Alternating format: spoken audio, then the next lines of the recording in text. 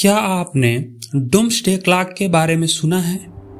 या क्या आप भारत के ऐसे किसी गांव के बारे में जानते हो जहां केवल संस्कृत बोली जाती हो? या क्या आपने कभी गाड़ी के नंबर प्लेट पर लिखे AF का मतलब जानते हैं? या आप भारत के किसी ऐसे गांव के बारे में जानते हैं जहां के लोग केवल काले रंग से ही अपने घरों के पुताई करते हों? या डॉक्टर हमेशा सफेद कोट ही क्यों पहनते हैं? नमस्कार दोस्तों, आपका हमारे चैनल फैक्ट एंड फैक्ट में स्वागत है। तो चलिए प्रारंभ करते हैं। डूम्सडे क्लॉक क्या है? डूम्सडे क्लॉक एक प्रतीकात्मक घड़ी है जो मानव गतिविधियों के कारण वैश्विक तबाही की संभावना को बताती है। इसमें 12 बजने का मतलब यह होता है कि अब दुनिया कभी भी खत्म हो सकती है। डूम्सडे क्लॉक में पहली बार समय को 1947 में रात के 12 बजने से 7 मिनट पहले सेट किया गया था। संगठन the bulletin of the atomic scientist ऐसी मानव निर्मित गतिविधियों के बारे में चेतावनी जारी करता है जिसके कारण पृथ्वी और मानवता को खतरा पैदा होता हो।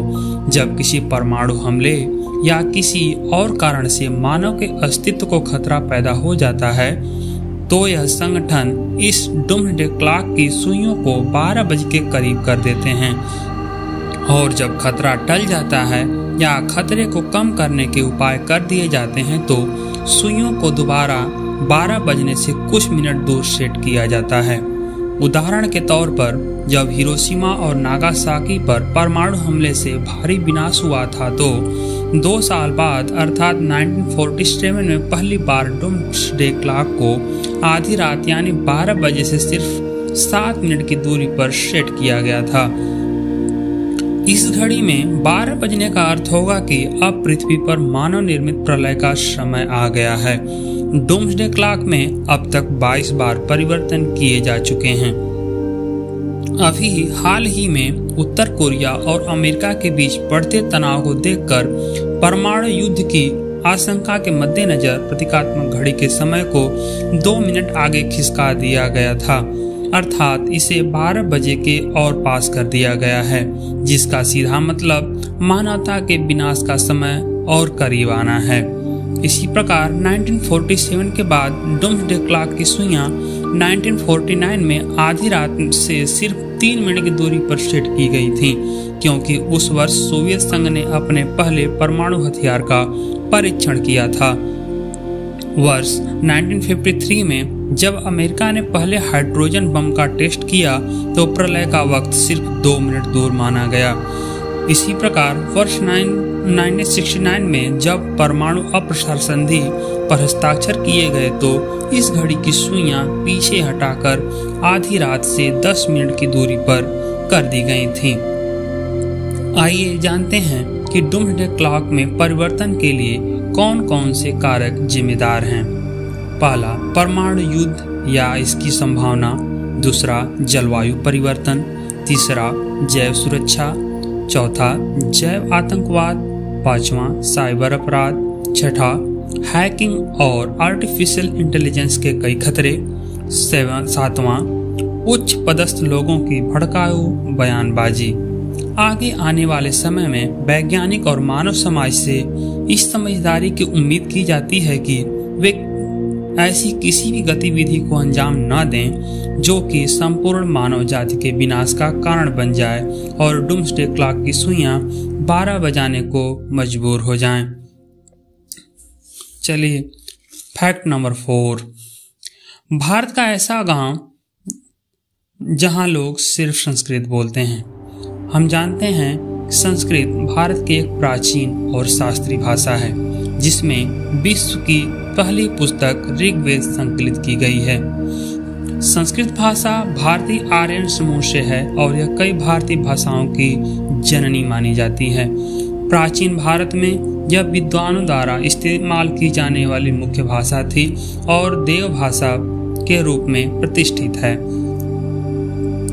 भारत में एक ऐसा गांव भी है जहां पर आम तौर पर लोग संस्कृत बोलते हैं। गांव का प्रत्येक व्यक्ति, चाहे वो कोई भी धर्म का हो, सामाजिक और आर्थिक रूप से किसी भी समुदाय का हो, संस्कृत बोलता है। इस गांव में संस्कृत भाषा प्राचीन काल से ही बोली जा रही है और लोग अपनी रोजमर्रा जिंदगी में भी संस्कृत भाषा का ही प्रयोग करते हैं, चाहे 5 या 6 साल का बच्चा ही हो या 85 साल का वृद्ध। अब आप सोच रहे होंगे आखिर वो कौन सा गांव है। कर्नाटक राज्य के शिवमोगा जिले का एक छोटा सा गांव है मत्तूरू, जहां की मातृभाषा कन्नड़ है। फिर भी यहाँ के लोग संस्कृत भाषा का ही प्रयोग करते हैं संवाद करने के लिए। इस गांव के बच्चों को 10 साल पूरा हो जाने के बाद वेदों का शिक्षण दिया जाता है और सभी बच्चे यहाँ पर संस्कृत में बोलते हैं। मत्तूरू गांव को एक वर्ग के रूप में बनाया गया है, जिसमें एक अग्रहारम, एक केंद्रीय मंदिर और एक पाठशाला है। पारंपरिक तरीके से पाठशाला में वेदों का उच्चारण होता है। गांव के बड़े लोगों के पर्यवेक्षण के तहत छात्र अपने 5 साल के कोर्स को सावधानी पूर्वक सीखते हैं। पिछले कुछ सालों से विदेश से कई छात्र भी भाषा सीखने के लिए इस पाठशाला में क्रैश कोर्स कर चुके हैं।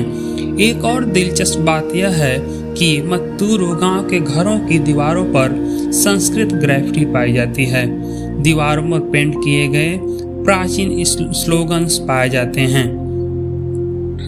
कुछ घरों के परिवारों के दरवाजों पर आप इस घर में संस्कृत बोल सकते हैं काफी गर्व से लिखा होता है।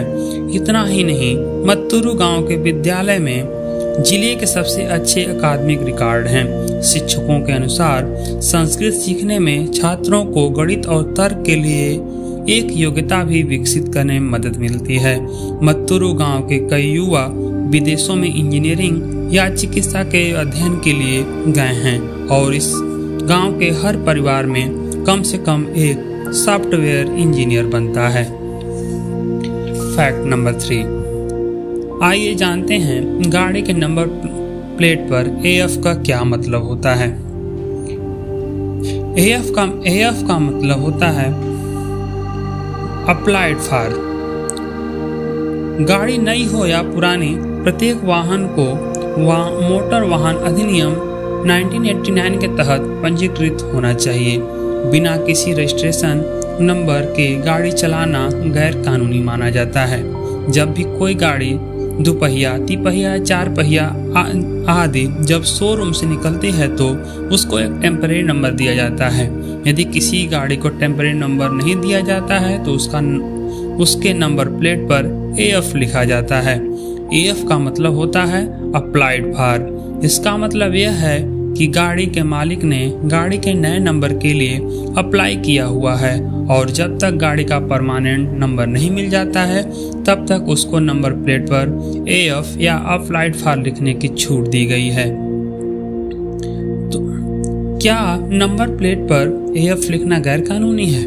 जी हाँ, यदि आप AF लिखी नंबर प्लेट की गाड़ी को 1 सप्ताह से अधिक चलाते हैं तो ऐसा करना गैर कानूनी है, क्योंकि क्षेत्रीय परिवहन कार्यालय अधिकारी RTO ने आपको AF लिखने की सुविधा सिर्फ उस अवधि तक के लिए दी है जब तक कि आपको परमानेंट रजिस्ट्रेशन नंबर नहीं मिल जाता है।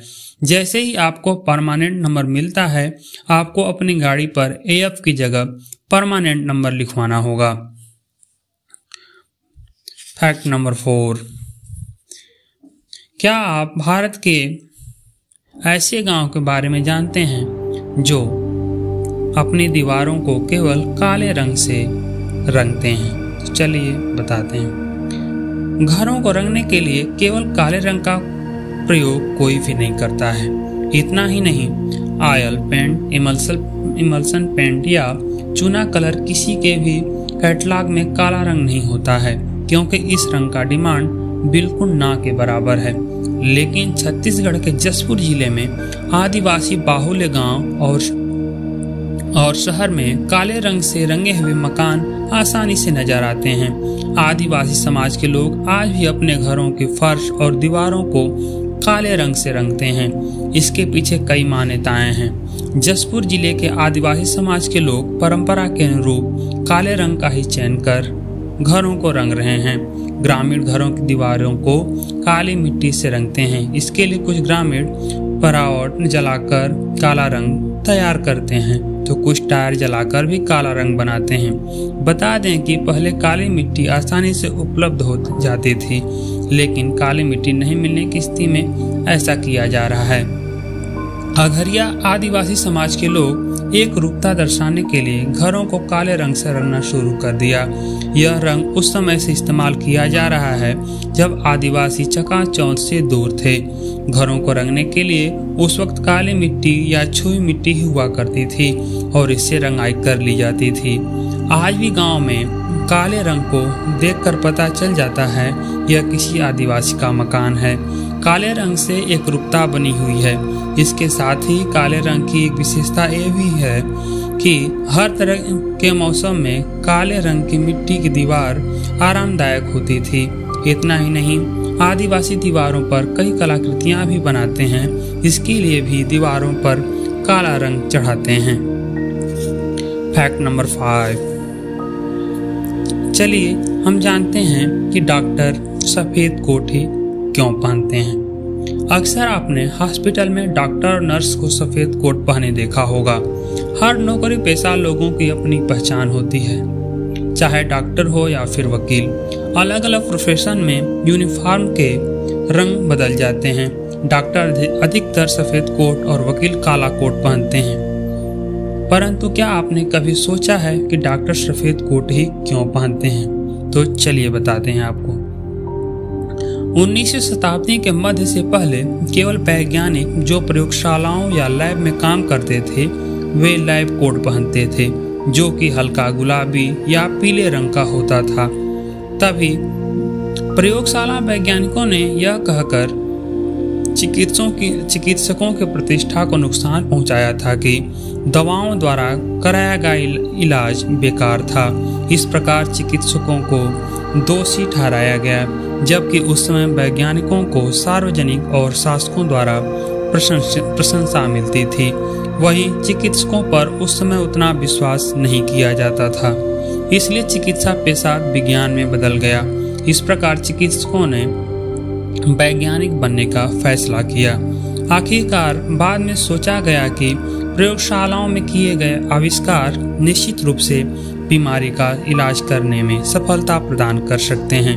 इसलिए भी चिकित्सक खुद को वैज्ञानिकों के रूप में प्रस्तुत करने की मांग कर रहे थे और तभी उन्होंने वैज्ञानिक प्रयोगशाला कोट को अपने कपड़े के मानक के रूप में अपनाया और चिकित्सकों ने 1989 में कोट को पहचानने योग्य प्रतीक के रूप में पहनना शुरू किया।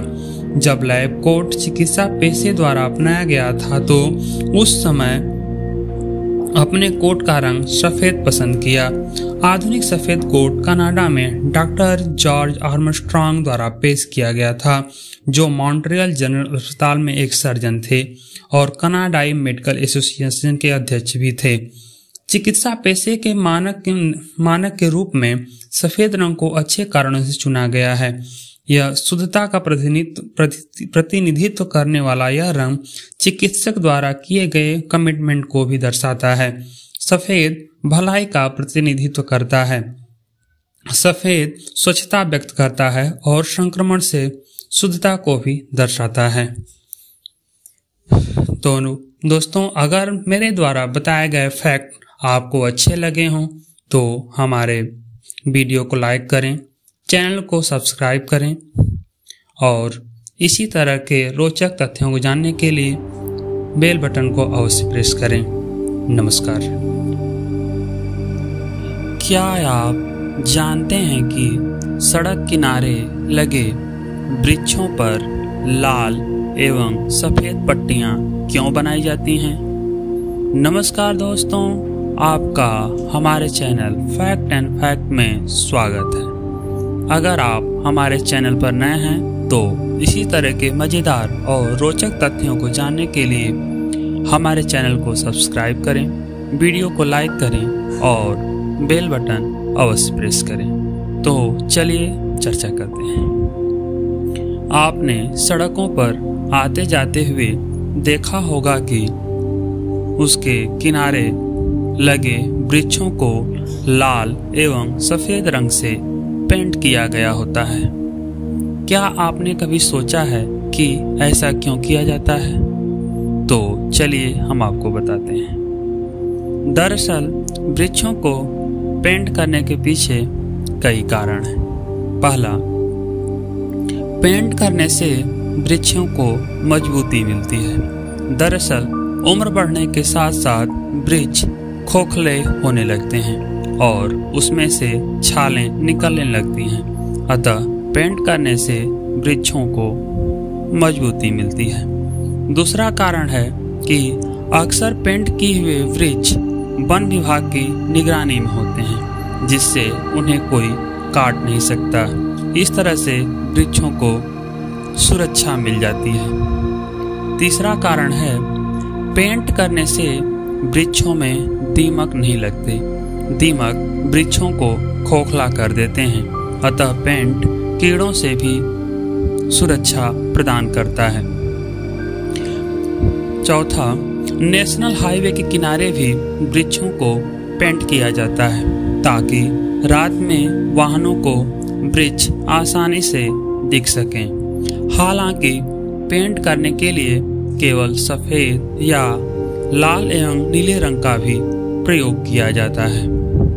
अगर हमारे द्वारा बताए गए फैक्ट्स आपको अच्छे लगे हों तो वीडियो को लाइक अवश्य करें। वीडियो को देखने के लिए धन्यवाद। नमस्कार। अगर आप मोबाइल ज़्यादा चलाते हैं या मोबाइल के शौकीन हैं तो ये खबर आपके लिए है। आजकल मोबाइल हमारे ज़िंदगी का एक अभिन्न अंग बन चुका है। इसके माध्यम से कॉलिंग, कोई भी सूचना प्राप्त करना, ticket booking, shopping, money transfer एवं ज़रूरत के सभी कार्य संभव हैं। लेकिन यह उपयोगी होने के साथ साथ हमारे स्वास्थ्य पर भी इसके नकारात्मक प्रभाव होते हैं। तो चलिए जानते हैं। नमस्कार दोस्तों, आपका हमारे चैनल फैक्ट एंड फैक्ट पर स्वागत है। तो चलिए जानते हैं इसके क्या क्या खतरे हैं। स्मार्टफोन का ज़्यादा प्रयोग आपकी नींद खराब कर सकता है। यह मेलाटोनिन हार्मोन के स्राव को प्रभावित करता है, जो नींद आने के लिए प्रमुख हार्मोन है। नींद न आने से आप अगले दिन थके थके से महसूस करते हैं। दिमाग सक्रिय नहीं रहता और दिमाग नई चीजें सीखने में असमर्थ रहता है। इसके साथ साथ अन्य हार्मोन का संतुलन भी बिगड़ जाता है। परिणाम स्वरूप भूख का नियंत्रण भी बिगड़ जाता है और मोटापे का खतरा बढ़ जाता है। नींद का शेड्यूल बिगड़ने से याददाश्त भी कमजोर होने लगती है। मोबाइल में टॉयलेट की सीट से भी 10 गुना ज़्यादा बैक्टीरिया पाए जाते हैं और हम दिन में कितनी बार मोबाइल को छूते हैं और खा भी लेते हैं, तो इससे अंदाज़ा लगाया जा सकता है कि हमारे शरीर में कितनी गंदगी प्रवेश कर रही है, जो बीमारियों का कारक हो सकती है। जब कोई मोबाइल लाइट के ज़्यादा संपर्क में रहता है, जिससे मेलाटोनिन का स्राव प्रभावित होता है, परिणाम स्वरूप व्यक्ति डिप्रेशन का शिकार हो सकता है। यही नहीं, अध्ययनों में यह भी पाया गया है कि इससे प्रोस्टेट एवं ब्रेस्ट कैंसर की संभावना भी बढ़ जाती है। स्मार्टफोन की ब्लू लाइट आँखों के लिए भी काफ़ी नुकसानदायक है। इससे आँखों की रेटिना डैमेज हो सकती है और कैटरेक्ट जैसी बीमारी भी हो सकती है। कुछ लोग अंधेरे में या मुंह ढककर भी मोबाइल चलाते हैं। ये और भी नुकसानदेह है। आजकल नोमोफोबिया सामान्य होता जा रहा है। मोबाइल खोने, सिग्नल न होने या सिग्नल खराब होने के डर को नोमोफोबिया कहा जाता है। यह कुछ समय के लिए थोड़ा या अधिक सब में पाया जाता है। यह कहना गलत नहीं होगा कि मोबाइल का आविष्कार लोगों को जोड़ने के लिए किया गया था, लेकिन इसने सभी को एकाकी बना दिया है। घर में होकर भी लोग दूर हो गए हैं। अतः आप सभी से अनुरोध है कि मोबाइल का प्रयोग सावधानी से करें। अगर हमारे द्वारा बताया गया जानकारी आपको अच्छी लगी हो तो हमारे वीडियो को लाइक करें, चैनल को सब्सक्राइब करें और अपने दोस्तों के साथ शेयर अवश्य करें। वीडियो को देखने के लिए धन्यवाद। नमस्कार। जब हम कोई मूवी या धारावाहिक देखते हैं तो सबसे पहले एक सर्टिफिकेट दिखाया जाता है जिस पर UA, A या S लिखा होता है। क्या आप इसका मतलब जानते हैं? नमस्कार दोस्तों, आपका हमारे चैनल फैक्ट एंड फैक्ट में स्वागत है। चलिए चर्चा करते हैं। भारत में केंद्रीय फिल्म प्रमाणन बोर्ड या जिसे भारतीय सेंसर बोर्ड कहा जाता है, फिल्मों, धारावाहिकों, विज्ञापनों एवं विभिन्न दृश्य सामग्री की समीक्षा करता है। ऐसा कोई भी विजुअल कंटेंट जो जनता को दिखाया जाना है, सेंसर बोर्ड से सर्टिफिकेट मिलने के बाद ही प्रसारित होते हैं। सेंसर बोर्ड का प्रयास रहता है कि वह फिल्मों में गंदे एवं अश्लील गाने, दृश्य, डबल मीनिंग वाले डायलॉग्स, समाज में विघटन पैदा करने वाले दृश्य, किसी धर्म, जाति या विशेष वर्ग को ठेस पहुंचाने वाले दृश्य जिससे अशांति फैलने की आशंका हो, ऐसे दृश्यों पर रोक लगाता है। केंद्रीय फिल्म प्रमाणन बोर्ड या सेंसर बोर्ड 4 तरह के सर्टिफिकेट जारी करता है। पहला अ या यू। इन फिल्मों को सभी आयु वर्ग के व्यक्ति देख सकते हैं। जिन फिल्मों को यू सर्टिफिकेट मिलता है उनमें किसी तरह की अश्लील सामग्री, हिंसा और गालियां इत्यादि नहीं होती हैं। अर्थात इस सर्टिफिकेट की फिल्मों को पूरे परिवार के साथ बैठकर देखा जा सकता है। दूसरा UA। इस श्रेणी की फिल्मों के कुछ दृश्यों में हिंसा, अश्लील भाषा या यौन संबंधित सामग्री हो सकती है। इस श्रेणी की फिल्में केवल 12 साल के बड़े व्यक्ति या किसी अभिभावक की उपस्थिति में ही देख सकते हैं। यहाँ पर यह भी बताना आवश्यक है कि इसी श्रेणी की फिल्में सबसे ज़्यादा जारी की जाती हैं। तीसरा W या A सर्टिफिकेट उस फिल्म को दिया जाता है जो कि अश्लील होती हैं और ऐसी फिल्म केवल वयस्क यानी 18 साल या उससे अधिक उम्र वाले व्यक्ति ही देख सकते हैं। चौथा S या V श्रेणी। यह विशेष श्रेणी है और बिरले ही प्रदान की जाती है। यह उन फिल्मों को दी जाती है जो विशिष्ट दर्शकों जैसे इंजीनियर, डॉक्टर आदि के लिए बनाई जाती है। यह भी ध्यान देने योग्य की बात है कि कभी कभी सर्टिफिकेट में U की जगह V, UA की जगह VA और यह भी ध्यान देने योग्य है कि कभी कभी सर्टिफिकेट जो जारी किया जाता है उसमें VU, VUA, VA आदि लिखे होते हैं जो U, UA और A के ही समान होते हैं। कुछ और रोचक तथ्यों पर तुम जान लें कि भारत में केंद्रीय फिल्म प्रमाणन बोर्ड की स्थापना 1952 में की गई थी, लेकिन 1983 में इसका नाम central board of film sensor कर दिया गया और 1983 के पहले केवल 2 तरह के ही प्रमाण पत्र जारी किए जाते थे। अगर हमारे द्वारा दी गई जानकारी आपको अच्छी लगी हो तो हमारे वीडियो को लाइक करें, चैनल को सब्सक्राइब करें और अपने दोस्तों के साथ शेयर अवश्य करें और कमेंट करके बताएं कि आपको हमारा वीडियो कैसा लगा। वीडियो को देखने के लिए धन्यवाद। नमस्कार।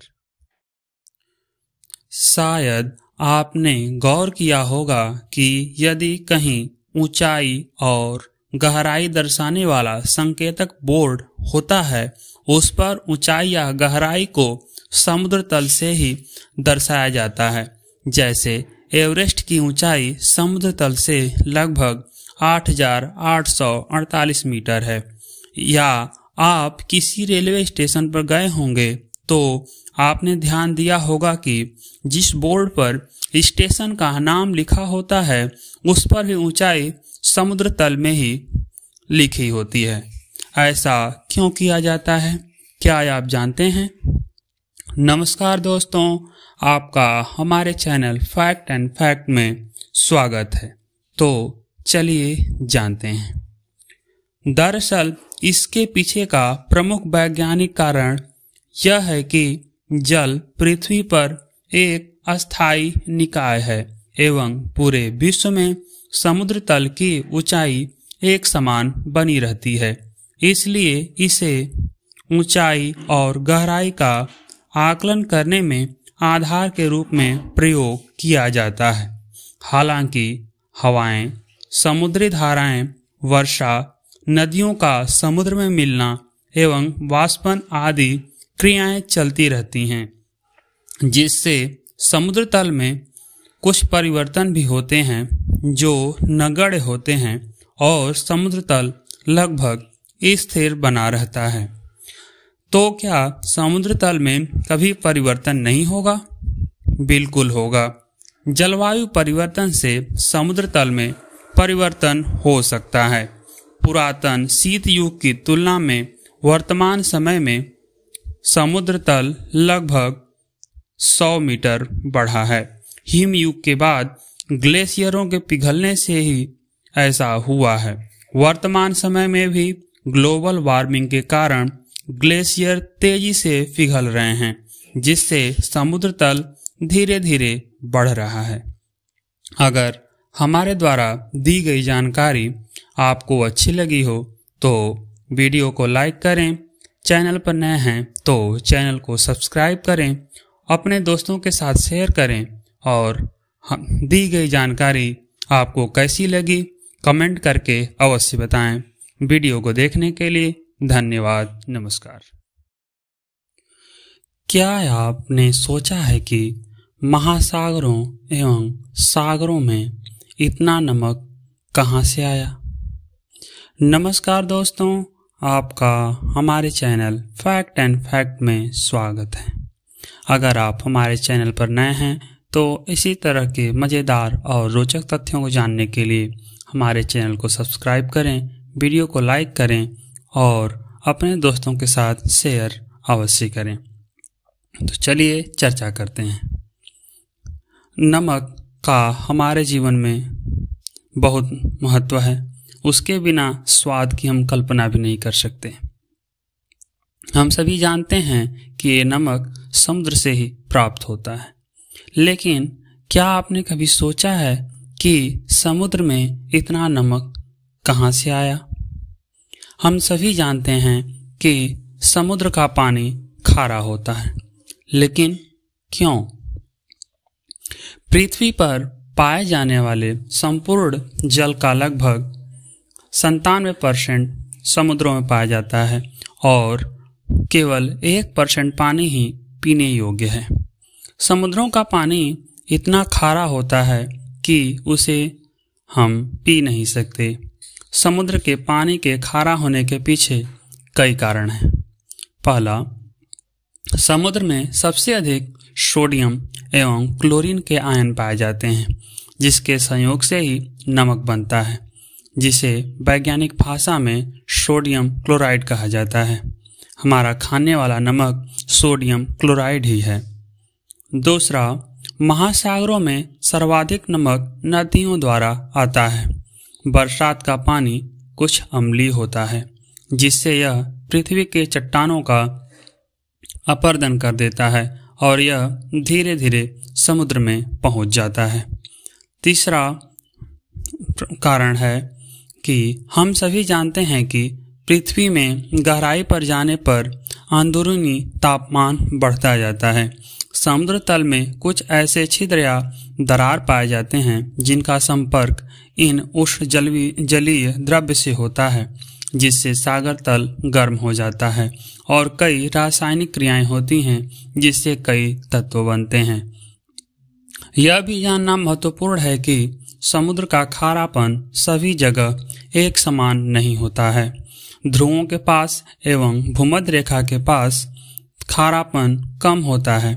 यह स्थानीय तापमान, वाष्पीकरण की दर एवं वर्षा की मात्रा पर भी निर्भर करता है।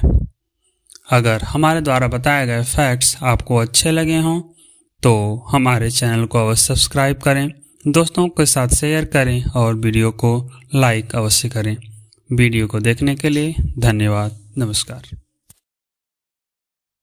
आप शराब पीने के शौकीन हो या न हो, लेकिन आपने पटियाला पैक का नाम तो अवश्य ही सुना होगा या कम से कम किसी गाने में ही अवश्य सुना होगा। यही एकमात्र शराब है जिसका नाम किसी शहर के नाम पर रखा गया है। क्या आप जानते हैं कि इसका नाम पटियाला पैक कैसे पड़ा? नमस्कार दोस्तों, आपका हमारे चैनल फैक्ट एंड फैक्ट में स्वागत है। तो चलिए जानते हैं इसके पीछे की मजेदार कहानी। दरअसल पटियाला पैक पटियाला के महाराजा भूपिंदर सिंह की देन है। सन 1920 में अंग्रेजों के साथ हुए क्रिकेट मुकाबले में महाराजा भूपिंदर सिंह ने अंग्रेजों को बहुत बुरी तरह से पराजित कर दिया था। इसी मैच की पारी में महाराज भूपिंदर सिंह ने 242 रनों की बेहतरीन पारी खेली थी। शाम को इसी मैच की पार्टी दी गई थी। महाराजा अपनी पारी से इतने खुश थे कि स्वयं ही गिलास में विस्की डालकर पार्टी की शुरुआत कर दी और गिलास लगभग भरी हुई थी। जब कर्नल डगलस को चीयर्स कहने के लिए गिलास दिया गया तो उन्होंने जिज्ञासावश उस पैक के बारे में पूछा। तब महाराजा ने मुस्कुराते हुए कहा कि आप पटियाला में मेरे मेहमान हैं और यहाँ टोस्ट और पटियाला पैक से कुछ कम नहीं चलेगा। तभी से इसका नाम पटियाला पैक हो गया और उसके बाद सभी शाही दावतों में इसका चलन आम हो गया। अगर हमारे द्वारा दी गई जानकारी आपको अच्छी लगी हो तो हमारे वीडियो को लाइक करें, चैनल पर नए हैं तो चैनल को सब्सक्राइब करें, अपने दोस्तों के साथ शेयर करें और ये जानकारी आपको कैसी लगी कमेंट करके अवश्य बताएं। वीडियो को देखने के लिए धन्यवाद। नमस्कार। आप शराब पीने के शौकीन हो या न हो, लेकिन आपने पटियाला पैक का नाम तो अवश्य ही सुना होगा या कम से कम किसी गाने में ही अवश्य सुना होगा। यही एकमात्र शराब है जिसका नाम किसी शहर के नाम पर रखा गया है। क्या आप जानते हैं कि इसका नाम पटियाला पैक कैसे पड़ा? नमस्कार दोस्तों, आपका हमारे चैनल फैक्ट एंड फैक्ट में स्वागत है। तो चलिए जानते हैं। दरअसल इसका नाम पड़ने के पीछे एक मजेदार कहानी छिपी हुई है। पटियाला पैक पटियाला के महाराजा भूपिंदर सिंह की देन है। सन 1920 में अंग्रेजों के साथ हुए क्रिकेट मुकाबले में महाराजा भूपिंदर सिंह ने अंग्रेजों को बहुत बुरी तरह से पराजित किया था। इसी मैच की पारी में महाराजा भूपिंदर सिंह ने 242 रनों की बेहतरीन पारी खेली थी। शाम को इसी मैच की पार्टी दी गई थी। महाराजा अपनी पारी से इतने खुश थे कि स्वयं ही गिलास में विस्की डालकर पार्टी की शुरुआत कर दी। जब कर्नल डगलस को चीयर्स कहने के लिए गिलास दिया गया तो उन्होंने जिज्ञासावश उस पैक के बारे में पूछा। तब महाराजा ने मुस्कुराते हुए कहा कि आप पटियाला में मेरे मेहमान हैं और यहाँ टोस्ट और पटियाला पैक से कम कुछ नहीं चलेगा। तभी से इसका नाम पटियाला पैक हो गया। उसके बाद सभी शाही दावतों में इसका चलन आम हो गया। अगर मेरे द्वारा दी गई जानकारी आपको अच्छी लगी हो तो हमारे वीडियो को लाइक करें और चैनल पर नए हैं तो चैनल को सब्सक्राइब करना न भूलें और साथ ही हमें ये बताएं कि आपको हमारा वीडियो कैसा लगा। वीडियो को देखने के लिए धन्यवाद। नमस्कार। क्या आप जानते हैं कि पतंग उड़ाना अपराध है? नमस्कार दोस्तों, आपका हमारे चैनल फैक्ट एंड फैक्ट में स्वागत है। तो चलिए चर्चा करते हैं। पतंग उड़ाना किसे पसंद नहीं है? बच्चे हों या बड़े, सभी पतंग उड़ाने में आनंद का अनुभव करते हैं। इसके लिए जगह जगह प्रतियोगिताएं भी होती हैं। गुजरात में पतंग महोत्सव काफ़ी लोकप्रिय है, जहां बड़ी बड़ी विशालकाय पतंगें देखने को मिलती हैं। इसके अलावा मकर संक्रांति पर पूरे देश में पतंग उड़ाने की परंपरा है। लेकिन क्या आपको पता है कि बिना अनुमति के पतंग उड़ाना अपराध है? हालांकि यह नियम बड़ी पतंग एवं अधिक ऊंचाई पर उड़ाने पर लागू है। इसके लिए लाइसेंस लेना जरूरी है। एयरक्राफ्ट एक्ट 1934-21 में इसका उल्लेख है। इसमें बैलून, जहाज, पतंग, ग्लाइडर और उड़ने वाली मशीनें आती हैं। अगर आप बिना अनुमति एवं बिना लाइसेंस के बड़ी पतंग अधिक ऊंचाई पर उड़ाते हुए पकड़े जाते हैं तो 10 लाख रुपए का जुर्माना एवं 2 साल की कैद हो सकती है। आपकी जानकारी के लिए बता दें कि इसी कानून के तहत ही ड्रोन उड़ाने पर प्रतिबंध है। हालांकि यह नियम छोटे पतंग एवं कम ऊंचाई पर उड़ाने पर लागू नहीं होता है। अगर हमारे द्वारा बताए गए फैक्ट्स आपको अच्छे लगे हों तो हमारे वीडियो चैनल को सब्सक्राइब करें, वीडियो को लाइक करें और अपने दोस्तों के साथ शेयर अवश्य करें। नमस्कार। क्या आप किसी ऐसे देश के बारे में जानते हैं जहां पतला या मोटा होने पर पासपोर्ट फिर से बनवाना पड़ता हो? नमस्कार दोस्तों, आपका हमारे चैनल फैक्ट एंड फैक्ट में स्वागत है। इसी तरह के मज़ेदार और रोचक तथ्यों को जानने के लिए हमारे चैनल को सब्सक्राइब करें, वीडियो को लाइक करें और बेल बटन दबाना ना भूलें। तो चलिए चर्चा करते हैं। हर देश के अपने नियम कानून होते हैं जिससे वहाँ की व्यवस्था सुचारू रूप से चलती है। लेकिन कुछ देशों के कानून कुछ खास होते हैं। अगर आप किसी देश की यात्रा करना चाहते हैं तो आपके पास पासपोर्ट होना बहुत जरूरी है। इससे यात्रा कर रहे व्यक्ति की पहचान और उसकी राष्ट्रीयता का पता चलता है।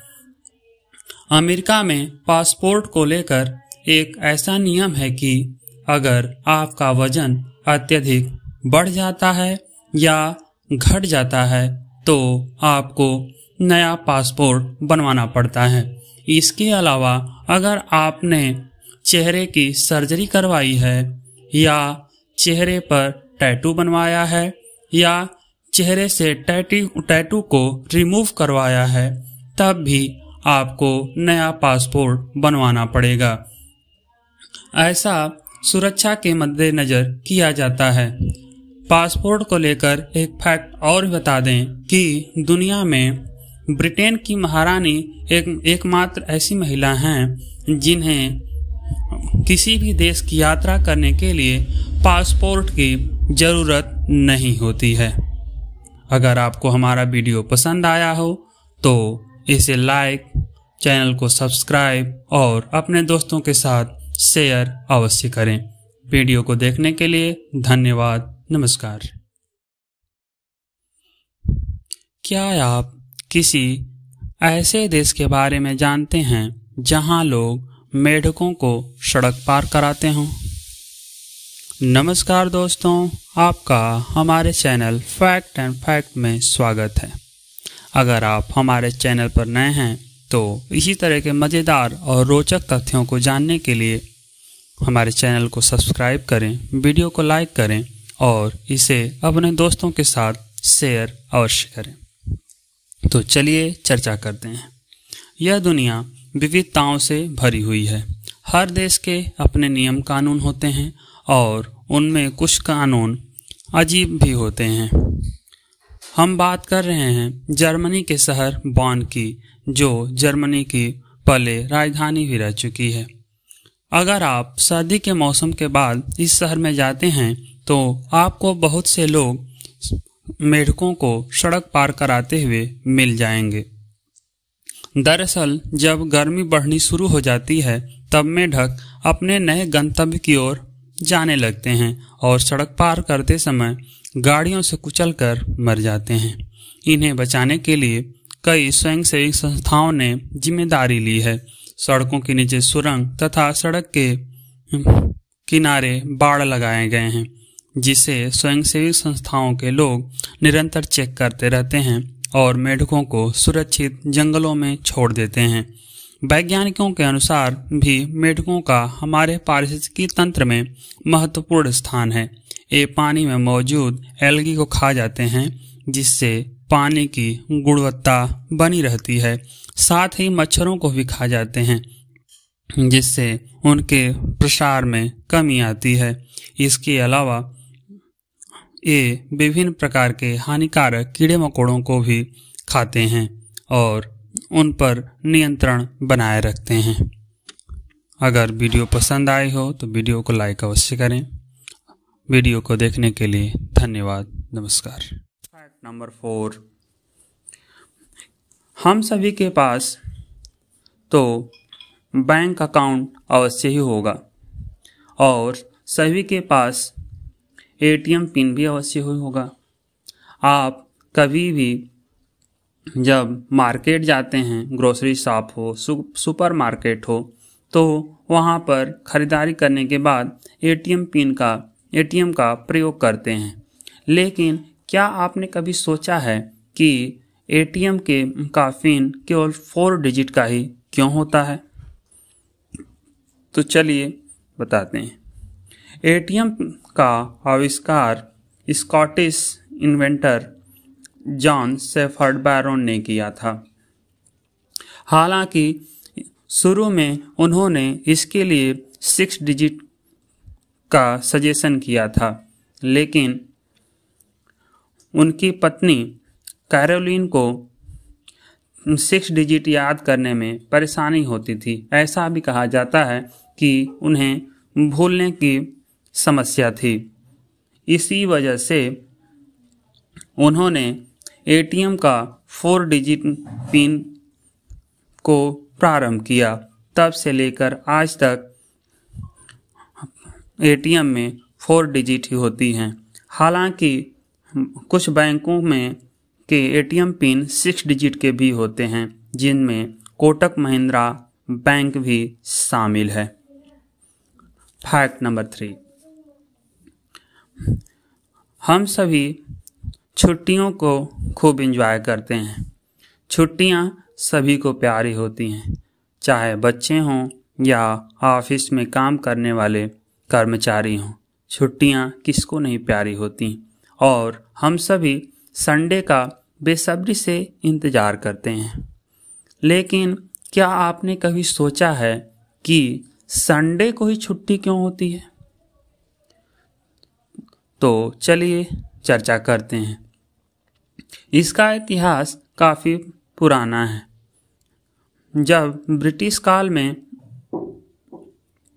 मजदूरों को छुट्टी नहीं मिलती थी, लेकिन ब्रिटिश कर्मचारी और अधिकारी हर संडे को चर्च में जाकर प्रार्थना किया करते थे, लेकिन मजदूरों को 7 दिन काम करना पड़ता था। उस समय मजदूरों के नेता श्री नारायण मेघाजी लोखंडे मिल मजदूरों के नेता हुआ करते थे। उन्होंने अंग्रेजों के सामने साप्ताहिक छुट्टी का प्रस्ताव रखा था कि उन्हें भी सप्ताह में एक दिन छुट्टी मिलनी चाहिए, जिससे वे अपने देश और समाज और परिवार के लिए कुछ समय दे सकें। लेकिन उस समय अंग्रेजों ने इस प्रस्ताव को अस्वीकार कर दिया था और 7 साल के लंबे संघर्ष के बाद 1890 में ब्रिटिश सरकार ने आखिरकार रविवार को छुट्टी का दिन घोषित कर दिया। तब से लेकर आज तक भारत में संडे को छुट्टी होती है। हालांकि आधिकारिक तौर पर कभी भारत सरकार ने इसकी घोषणा नहीं की है। फैक्ट नंबर 2, आपने बहुत सारी सब्जियां खाई होंगी और महंगी सब्जियां भी खाई होंगी, लेकिन क्या आप भारत की सबसे महंगी सब्जी आपने खाया है? जी हाँ, हम बात कर रहे हैं गुच्छी की। गुच्छी हिमालय पर मिलने वाली एक जंगली मशरूम की प्रजाति है और ये सब्जी लगभग फरवरी से अप्रैल के मध्य जब हिमालय पर थोड़ी गर्मी बढ़ती है तो उगती है। इस सब्जी की कीमत लगभग 30 से 35 हजार रुपये प्रति किलो तक होती है और इस सब्जी की विदेशों में बहुत डिमांड है।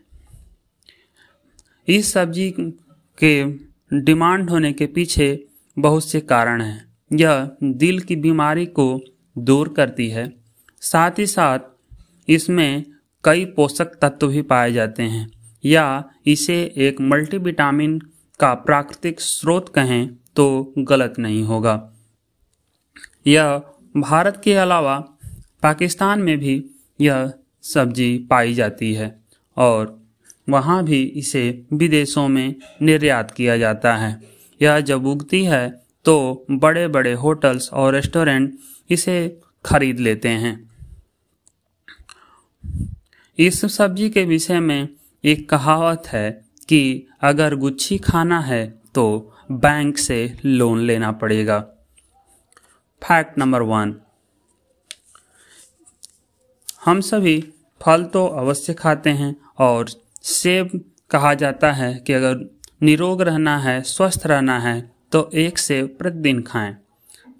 लेकिन अगर आप बता दें कि अगर आप त्वरित ऊर्जा चाहते हैं या तुरंत एनर्जी चाहते हैं तो सेब न खाकर आप केला खाएं।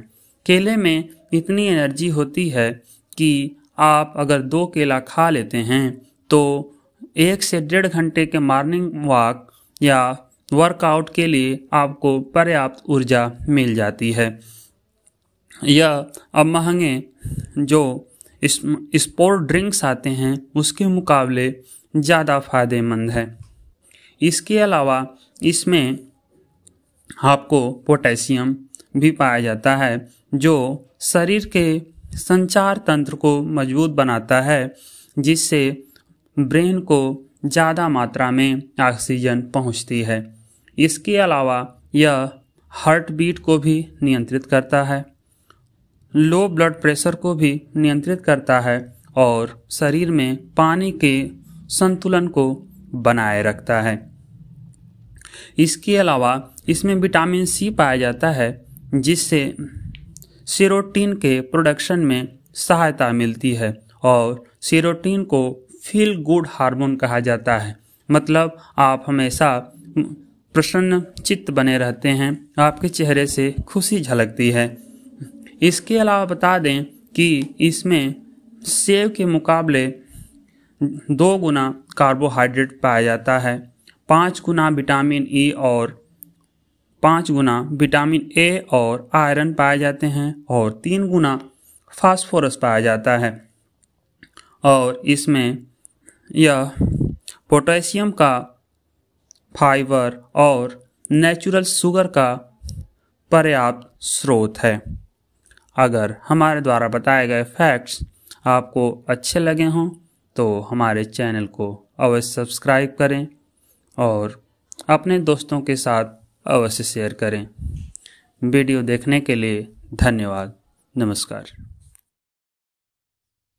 हम सभी जानते हैं कि फरवरी महीने में 28 दिन होते हैं और जब लीप वर्ष होता है तो 29 दिन का महीना होता है। लेकिन क्या आपने कभी सोचा है कि फरवरी में ही क्यों 28 या 29 दिन होते हैं, अन्य महीनों में क्यों नहीं? तो चलिए जानते हैं ऐसा क्यों है। नमस्कार दोस्तों, आपका हमारे चैनल फैक्ट एंड फैक्ट में स्वागत है। तो चलिए जानते हैं। हम लोग जिस कैलेंडर का प्रयोग करते हैं वह रोमन कैलेंडर पर आधारित है। शुरुआती दिनों में जो कैलेंडर बनाए गए थे उसमें महीने की शुरुआत मार्च से होती थी और एक वर्ष में 304 दिन तथा महीनों की संख्या केवल 10 ही थी। बाद में 2 महीने जनवरी और फरवरी को जोड़ा गया और दोनों महीनों को 28 दिन का बनाया गया। कुल मिलाकर अब 12 महीने और वर्ष में 354 दिन हो गए थे। हालांकि यह कैलेंडर चंद्र आधारित था। हम सभी जानते हैं कि चंद्रमा पृथ्वी का एक चक्कर 354 दिन में पूरा कर लेता है। रोमनवासी 28 अंक को अशुभ मानते थे, अतः उन्होंने जनवरी में एक दिन जोड़कर उसे 29 दिन का कर दिया। इस तरह अब साल में 12 महीने और 355 दिन हो गए। रोमनवासी फरवरी माह को अशुभ मानते थे। वे लोग इस माह में अपने मृत परिजनों की आत्मा की शांति के लिए प्रार्थना करते थे। आपकी जानकारी के लिए बता दें कि मौसम हमेशा सूर्य और पृथ्वी के घूर्णन अर्थात चक्कर लगाने के कारण बदलता है। अतः चंद्रमा के अनुसार बनाया गया कैलेंडर भी रोमन वासियों के लिए उतना उपयोगी सिद्ध नहीं हुआ। कहा जाता है कि जूलियस सीजर ने 45 ईस्वी ईसा पूर्व में कैलेंडर को सूर्य आधारित कर दिया।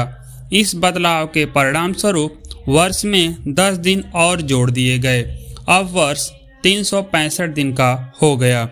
चूंकि पृथ्वी सूर्य का एक चक्कर 365 दिन और लगभग 6 घंटे में पूरा करती है और ये 6 घंटे हर चौथे वर्ष एक दिन हो जाते हैं, जिसे फरवरी माह में जोड़ दिया जाता है, जिससे फरवरी माह 29 दिन की हो जाती है, जिसे लीप वर्ष कहा जाता है।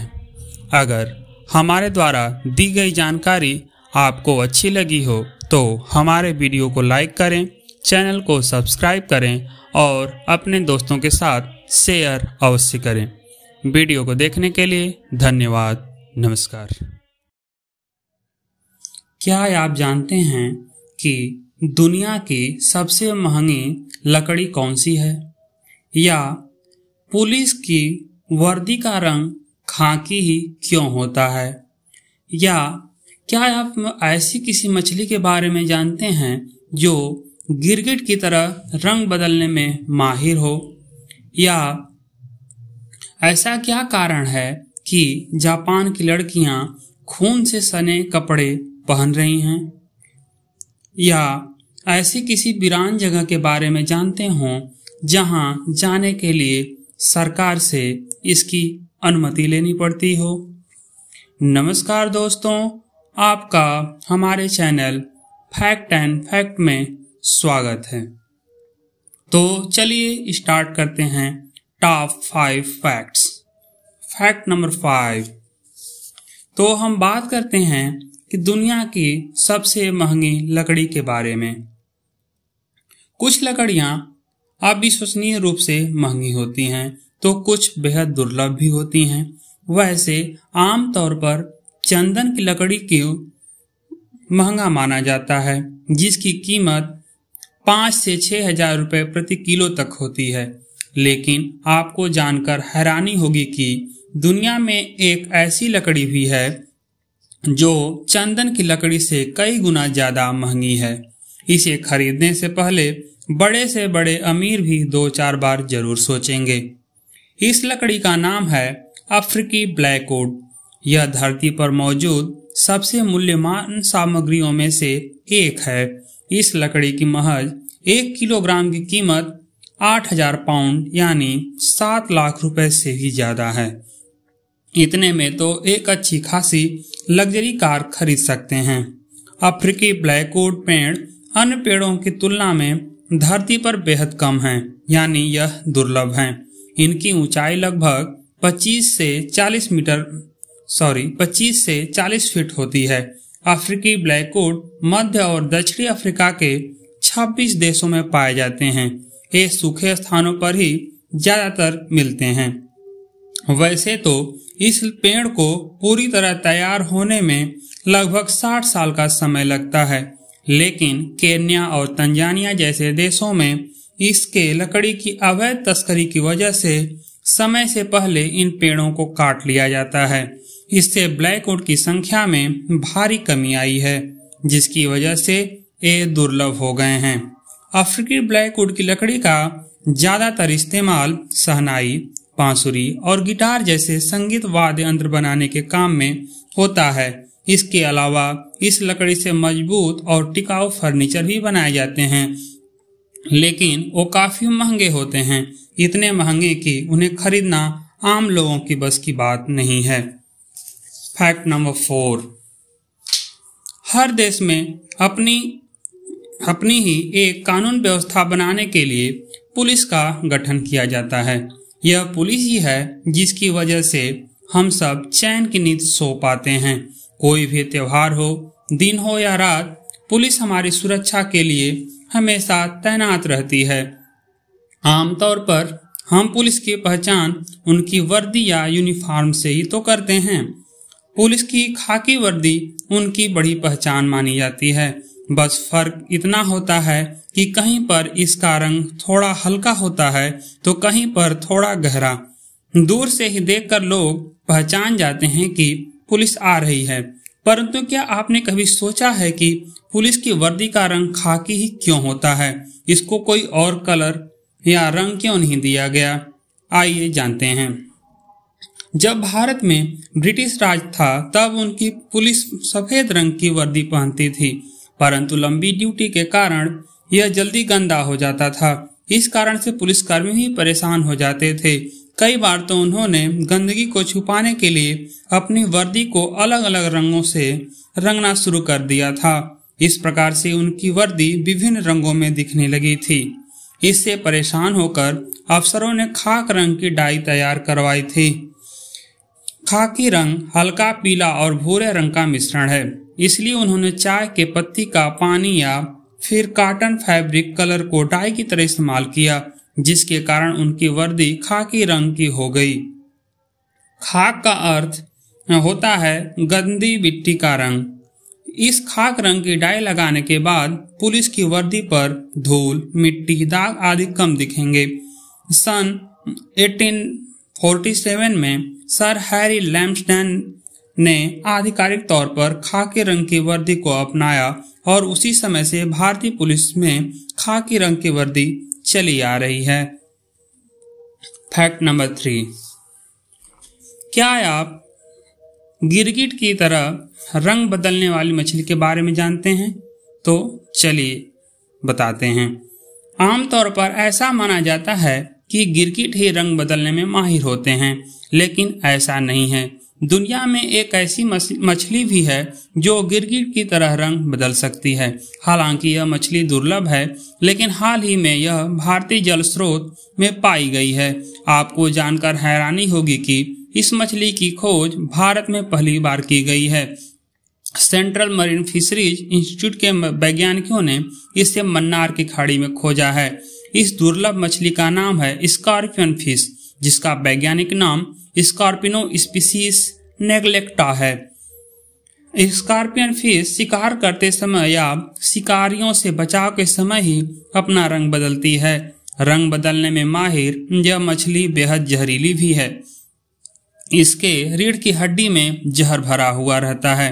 इसे पकड़ने के लिए बेहद सावधानी बरतनी पड़ती है, नहीं तो यह पल भर में जहर उड़ेल देती है। इसका जहर न्यूरोटॉक्सिक होता है, जो अगर इंसान के शरीर में चला जाए तो भयानक दर्द होता है। वैज्ञानिकों के मुताबिक समुद्र की गहराइयों में रहने वाली स्कॉर्पियन फिश रात में शिकार करती है। वह एक जगह दुबक कर पहले शिकार के पास आने का इंतजार करती है और पास आते ही उस पर तेजी से हमला कर देती है और झपट कर उसे खा जाती है। Fact number 2।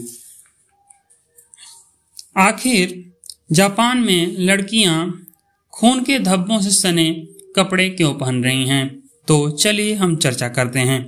परंपरागत सोच वाले देश जापान में इन दिनों एक अजीबोगरीब फैशन ट्रेंड कर रहा है। यहाँ की सड़कों पर युवतियां खून के धब्बों से सने कपड़े, आंखों के नीचे काले घेरे और गले में खून भरी सिरिंज में दिखने लगी हैं। इतना ही नहीं, इनके कपड़ों पर लिखा होता है कि मैं मरना चाहती हूँ।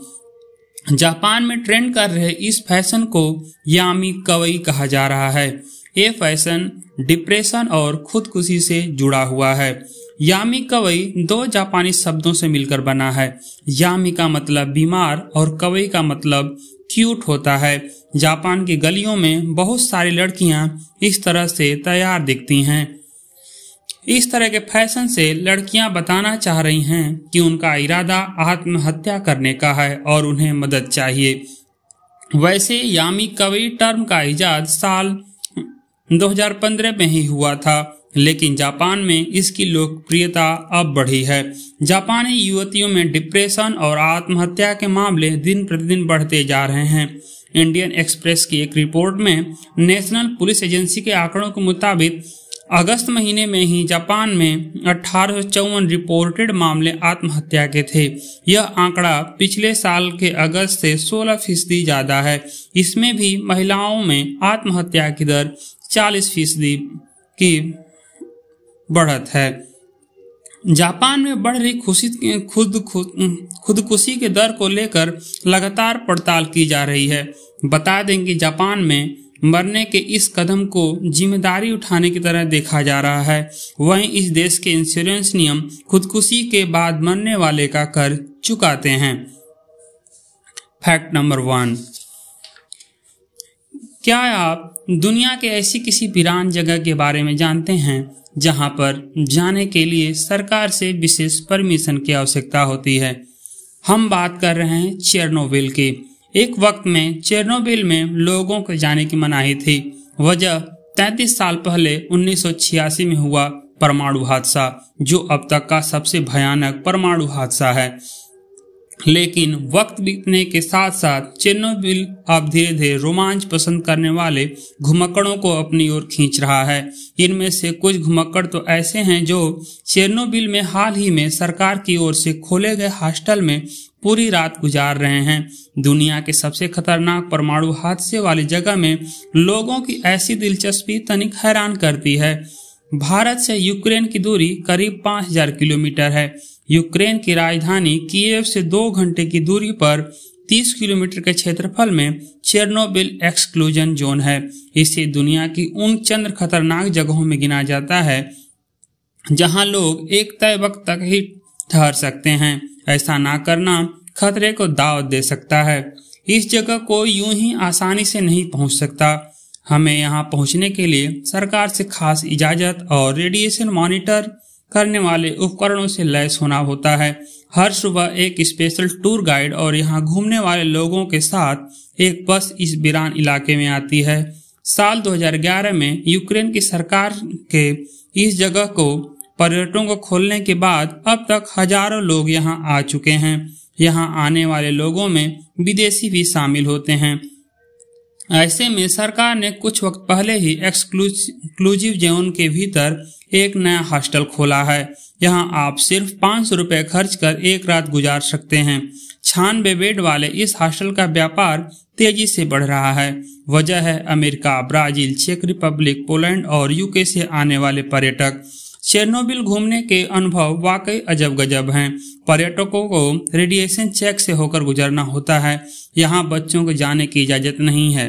इस बात को लेकर सख्त नियम है कि चेरनोबिल के किस जगह बिल्कुल नहीं जाना है और किस चीज को हाथ नहीं लगाना है। यहाँ जाने से पहले गाइड एक पेपर साइन करवाते हैं। इस पेपर में यहाँ के नियम और शर्तें लिखी हुई हैं। गाइड बताते हैं कि क्या खाना है, क्या पीना है और धूम्रपान करना है या नहीं करना है।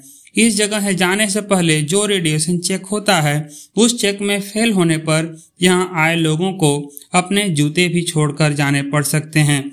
लेकिन ऐसी चेतावनियों का रोमांच पसंद करने वाले पर्यटकों पर कोई असर पड़ता हुआ नहीं नजर आता है।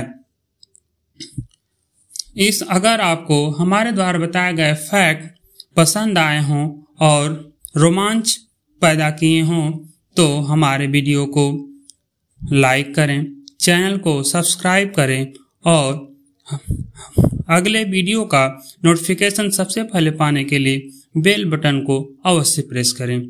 नमस्कार, धन्यवाद। क्या आप अंग्रेजी दवाओं पर बनी लाल पट्टी या उस पर लिखे विभिन्न संकेतकों के बारे में जानते हैं? या गैस सिलेंडर पर लिखे नंबर का क्या मतलब होता है? या प्रधानमंत्री जी के बॉडीगार्ड हमेशा काला चश्मा ही क्यों पहनते हैं?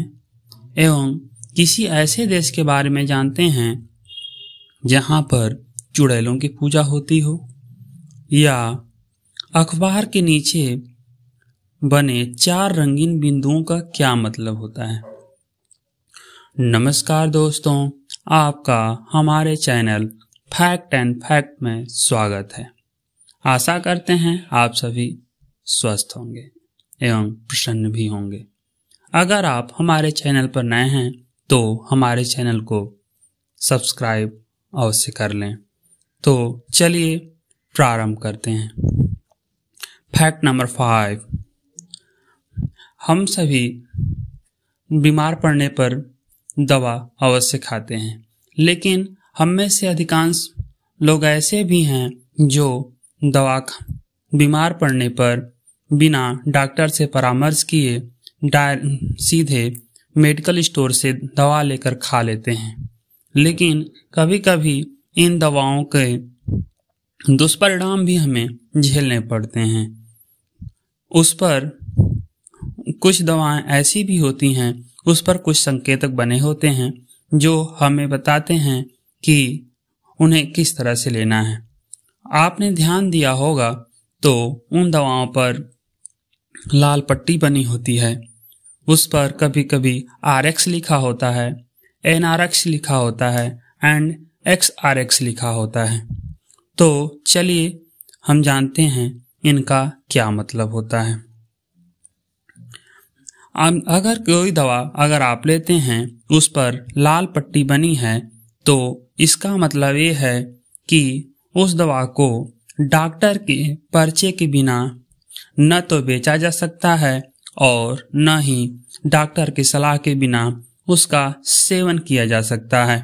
एंटीबायोटिक दवाओं का गलत तरीके के इस्तेमाल को रोकने के लिए ही दवाओं पर लाल रंग की पट्टी लगाई जाती है।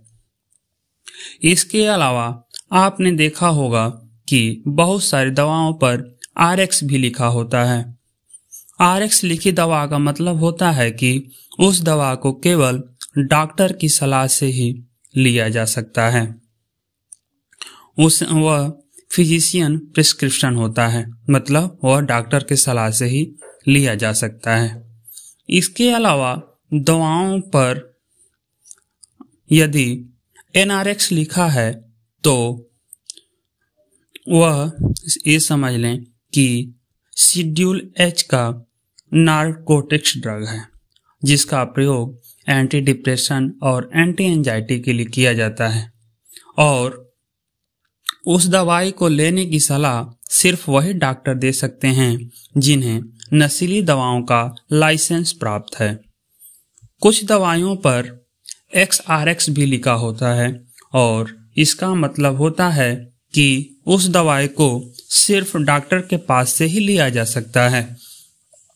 XRX का प्रयोग narcotic drug and psychotropics substance act के तहत शेड्यूल X ड्रग के लिए किया जाता है, जिसका प्रयोग मेंटल डिसऑर्डर के उपचार के लिए किया जा सकता है, और इस दवा को डॉक्टर सीधे मरीज को दे सकता है। अगर इस दवा को मेडिकल से लेना चाहें तो आपको नहीं मिलेगा। तो NRX एंड XRX में मुख्य अंतर क्या है? मुख्य अंतर यह है कि NRX में वैसी नशीली दवाएं आती हैं जिन्हें शेड्यूल H में रखा गया है, जबकि उससे हैवियर या उससे तगड़ी जो नशीली दवाओं को X शेड्यूल में रखा जाता है, जिसके लिए NRX का प्रयोग किया जाता है। Fact number 4।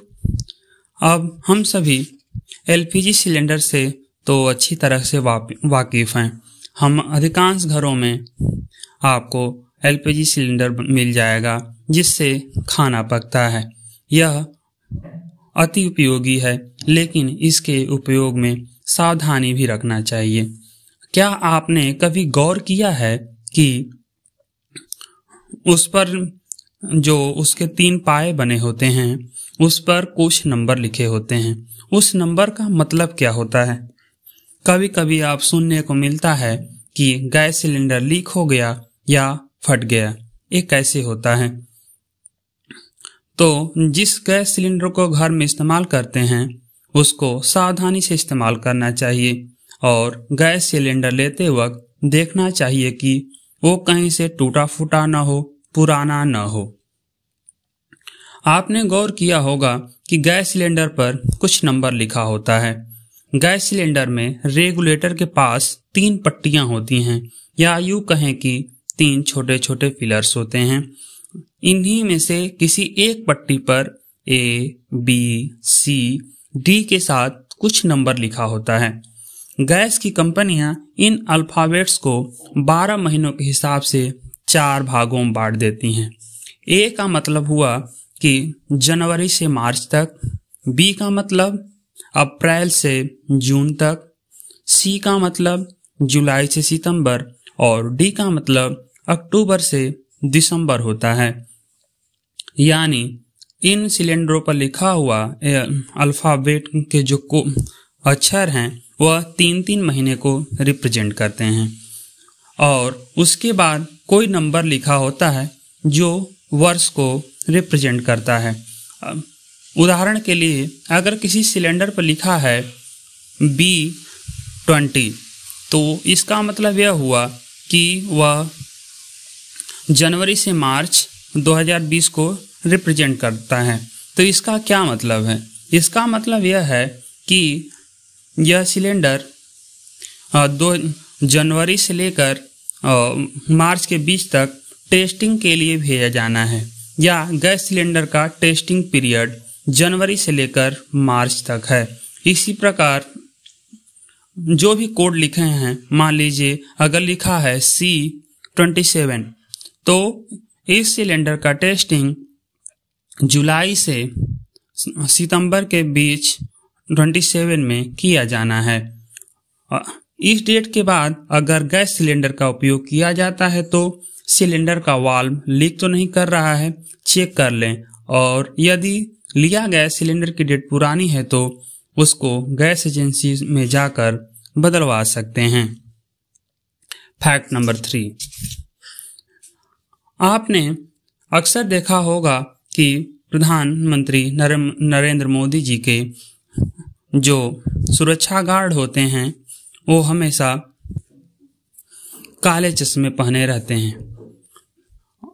प्रधानमंत्री के पूरी सुरक्षा की जिम्मेदारी SPG की होती है, जिसका फुल फॉर्म होता है स्पेशल प्रोटेक्शन ग्रुप। आपने ध्यान दिया होगा कि जहां कहीं भी प्रधानमंत्री का भाषण होता है या कहीं रैली होती है तो उनके सुरक्षा की संपूर्ण जिम्मेदारी इन्हीं सिक्योरिटी गार्ड्स की होती है। तो आगे स्टार्ट करने से पहले हम जान लेते हैं कि एसपीजी क्या है। एसपीजी की सुरक्षा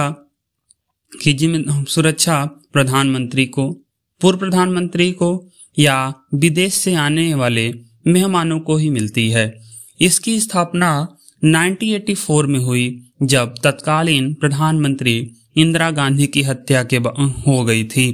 प्रधानमंत्री के बॉडीगार्ड के काला चश्मा पहनने के पीछे जरूर कोई न कोई कारण होगा।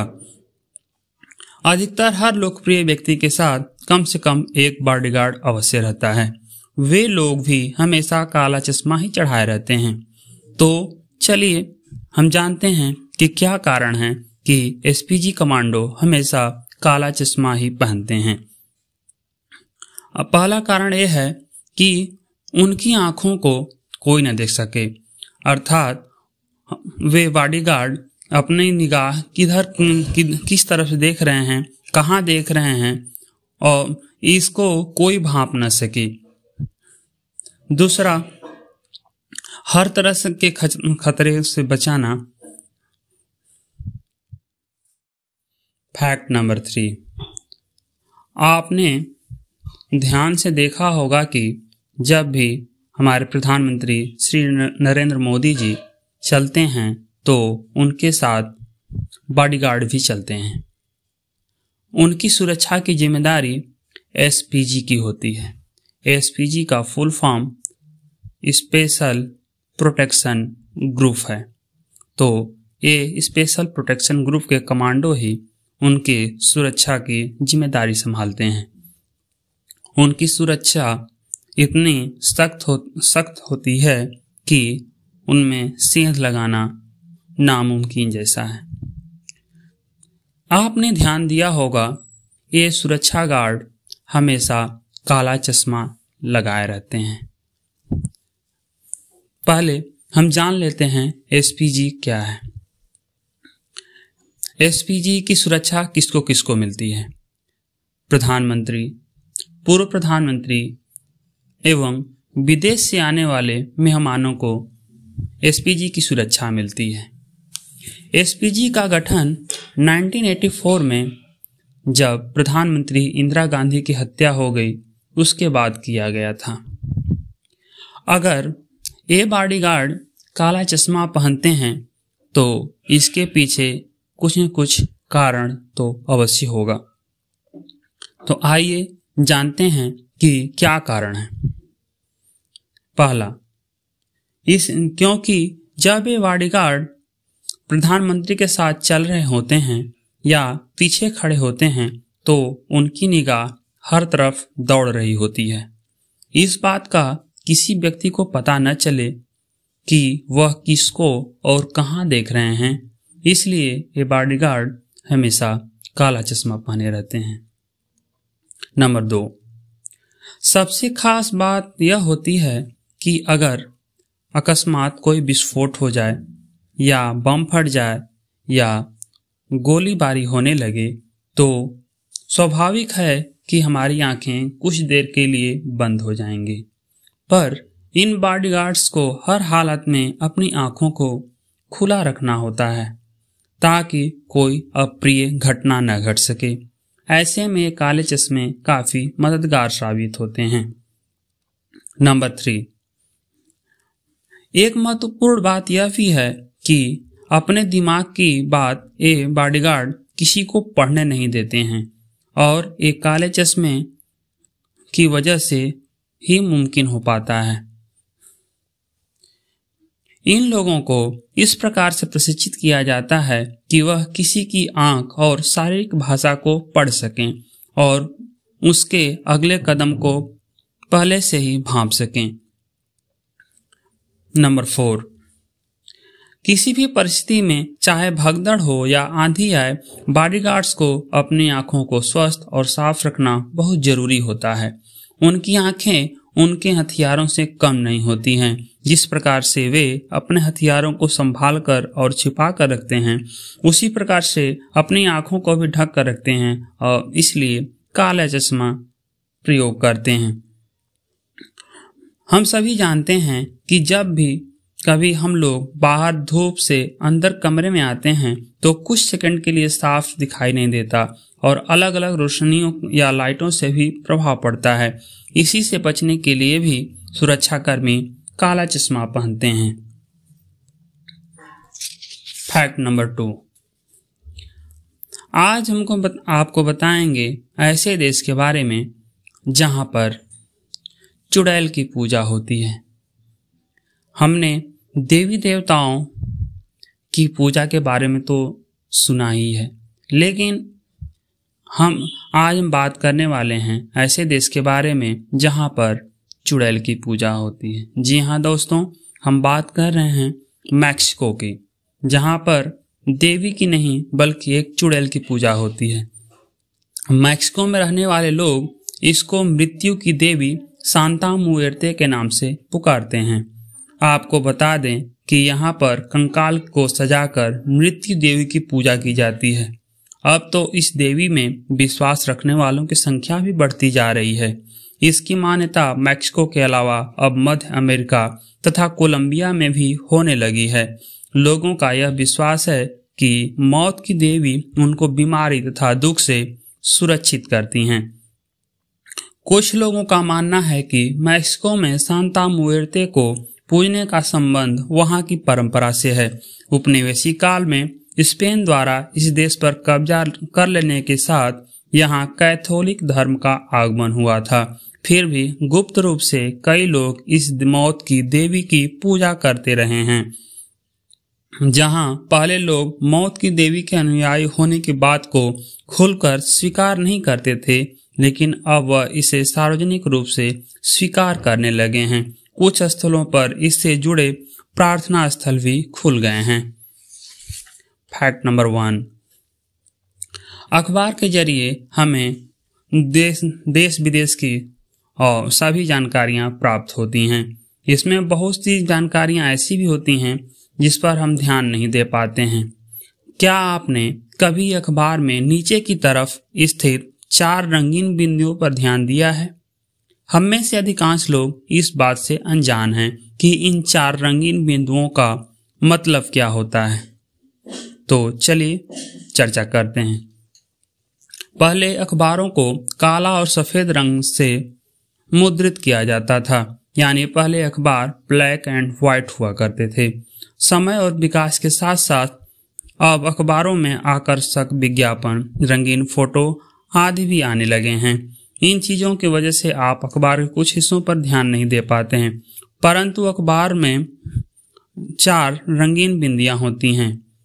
कई बार इनकी आकृतियां अलग अलग होती हैं या फिर कुछ अखबारों में कोने पर होती हैं। इनको अखबारों में क्यों दिया जाता है, आइए जानते हैं। जैसे कि हम पढ़ते हैं कि मुख्य तौर पर 3 रंग होते हैं, लाल, पीला और नीला। इसी प्रकार से यही पैटर्न प्रिंटर में भी लगता है, पर इसमें एक और रंग जुड़ जाता है, काला। ये 4 बिंदियां CMY के क्रम में बनी होती हैं। C क्योन, इसका मतलब नीला होता है, M मैजेंटा गुलाबी, Y मीन्स येलो पीला, K मीन्स ब्लैक। इन 4 रंगों से ही के सही अनुपात को जोड़कर किसी भी रंग को प्राप्त किया जा सकता है। एक इमेज को प्रिंट करने के लिए इन सभी रंगों की प्लेटें एक मेज पर अलग से रखी जाती हैं और छपाई करते समय एक ही लाइन में होती हैं। अगर अखबारों में तस्वीरें धुंधली होती हैं तो इसका अर्थ यह है कि इन 4 रंगों की प्लेट्स ओवरलैप हो गई हैं। इसलिए CMY को पंजीकरण मार्क या प्रिंटर्स मार्कर कहा जाता है। यही CMY के मार्क बुक को प्रिंट करते वक्त भी होता है, परंतु पेजों को काटते वक्त इसको हटा दिया जाता है। तो हमारे द्वारा बताए गए फैक्ट्स आपको अच्छे लगे हों तो हमारे चैनल को सब्सक्राइब करें, वीडियो को लाइक करें और आने वाले वीडियो का नोटिफिकेशन प्राप्त करने के लिए बेल बटन को अवश्य प्रेस करें। नमस्कार। क्या आप जानते हैं कि करेंसी नोट किससे बनता है? नमस्कार दोस्तों, आपका हमारे चैनल फैक्ट एंड फैक्ट में स्वागत है। अगर आप हमारे चैनल पर नए हैं तो इसी तरह के मज़ेदार और रोचक तथ्यों को जानने के लिए हमारे चैनल को सब्सक्राइब करें, वीडियो को लाइक करें और इसे अपने दोस्तों के साथ शेयर अवश्य करें। तो चलिए चर्चा करते हैं। हम सभी अपने रोज़मर्रा के जीवन में खरीदारी करने के लिए करेंसी नोट का प्रयोग करते हैं, लेकिन क्या आप जानते हैं कि एक करेंसी नोट किससे बनता है? तो जी हाँ, दरअसल रुपए का जो नोट या करेंसी नोट है, इसको बनाने के लिए कॉटन से पेपर तैयार किया जाता है। मतलब यह सामान्य पेपर नहीं होता है, यह कॉटन से बना होता है तथा प्रिंटिंग करने के लिए एक विशेष स्याही का प्रयोग किया जाता है। इस पेपर का निर्माण करेंसी नोट प्रेस महाराष्ट्र एवं मध्य प्रदेश के होशंगाबाद की मिल में किया जाता है। कुछ पेपर का आयात भी किया जाता है। आइए करेंसी से संबंधित कुछ अन्य तथ्यों के बारे में भी जानते हैं। नोट छापने की स्याही का निर्माण मध्य प्रदेश के देवास में किया जाता है एवं नोट पर उभरी हुई जो छपाई होती है उसके लिए स्याही का निर्माण सिक्किम में किया जाता है। एक बात और आपको बता दें कि लगभग 40% कागज और स्याही का आयात किया जाता है। मतलब हम पेपर और स्याही के लिए पूर्ण रूप से आत्मनिर्भर नहीं है। भारत में करेंसी नोट 4 जगहों पर छपती है। पहला देवास मध्य प्रदेश में, नासिक महाराष्ट्र, सालबोनी जो कि पश्चिम बंगाल में है एवं मैसूर जो कर्नाटका में है।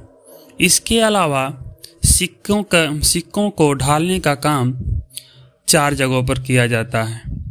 मुंबई में, कोलकाता में, हैदराबाद में एवं नोएडा में।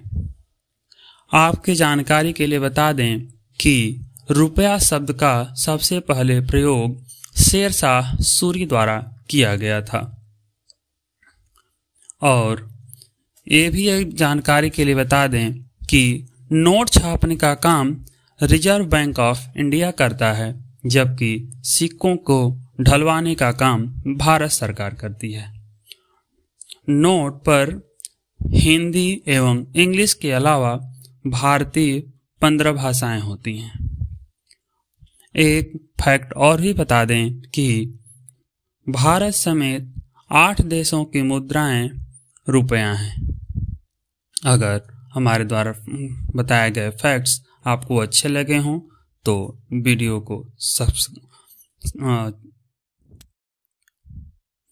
क्या आप जानते हैं कि हवाई जहाज के पीछे सफ़ेद लकीर क्यों बनती है? नमस्कार दोस्तों, आपका हमारे चैनल फैक्ट एंड फैक्ट में स्वागत है। इसी तरह के मज़ेदार और रोचक तथ्यों को जानने के लिए हमारे चैनल को सब्सक्राइब करें, वीडियो को लाइक करें और अगली वीडियो का नोटिफिकेशन सबसे पहले पाने के लिए बेल बटन अवश्य प्रेस करें। तो चलिए चर्चा करते हैं। आप सभी ने हवाई जहाज को आकाश में उड़ते हुए अवश्य ही देखा होगा और आपने गौर भी किया होगा कि उसके पीछे सफ़ेद धुएं जैसी लकीर बन जाती है। तो ऐसा क्यों होता है? इस सफ़ेद लाइन को कंट्रेल्स कहा जाता है। दरअसल जब एरोप्लेन्स अधिक ऊंचाई पर उड़ते हैं तब वहां का तापमान लगभग -30 से -40 डिग्री तक होता है।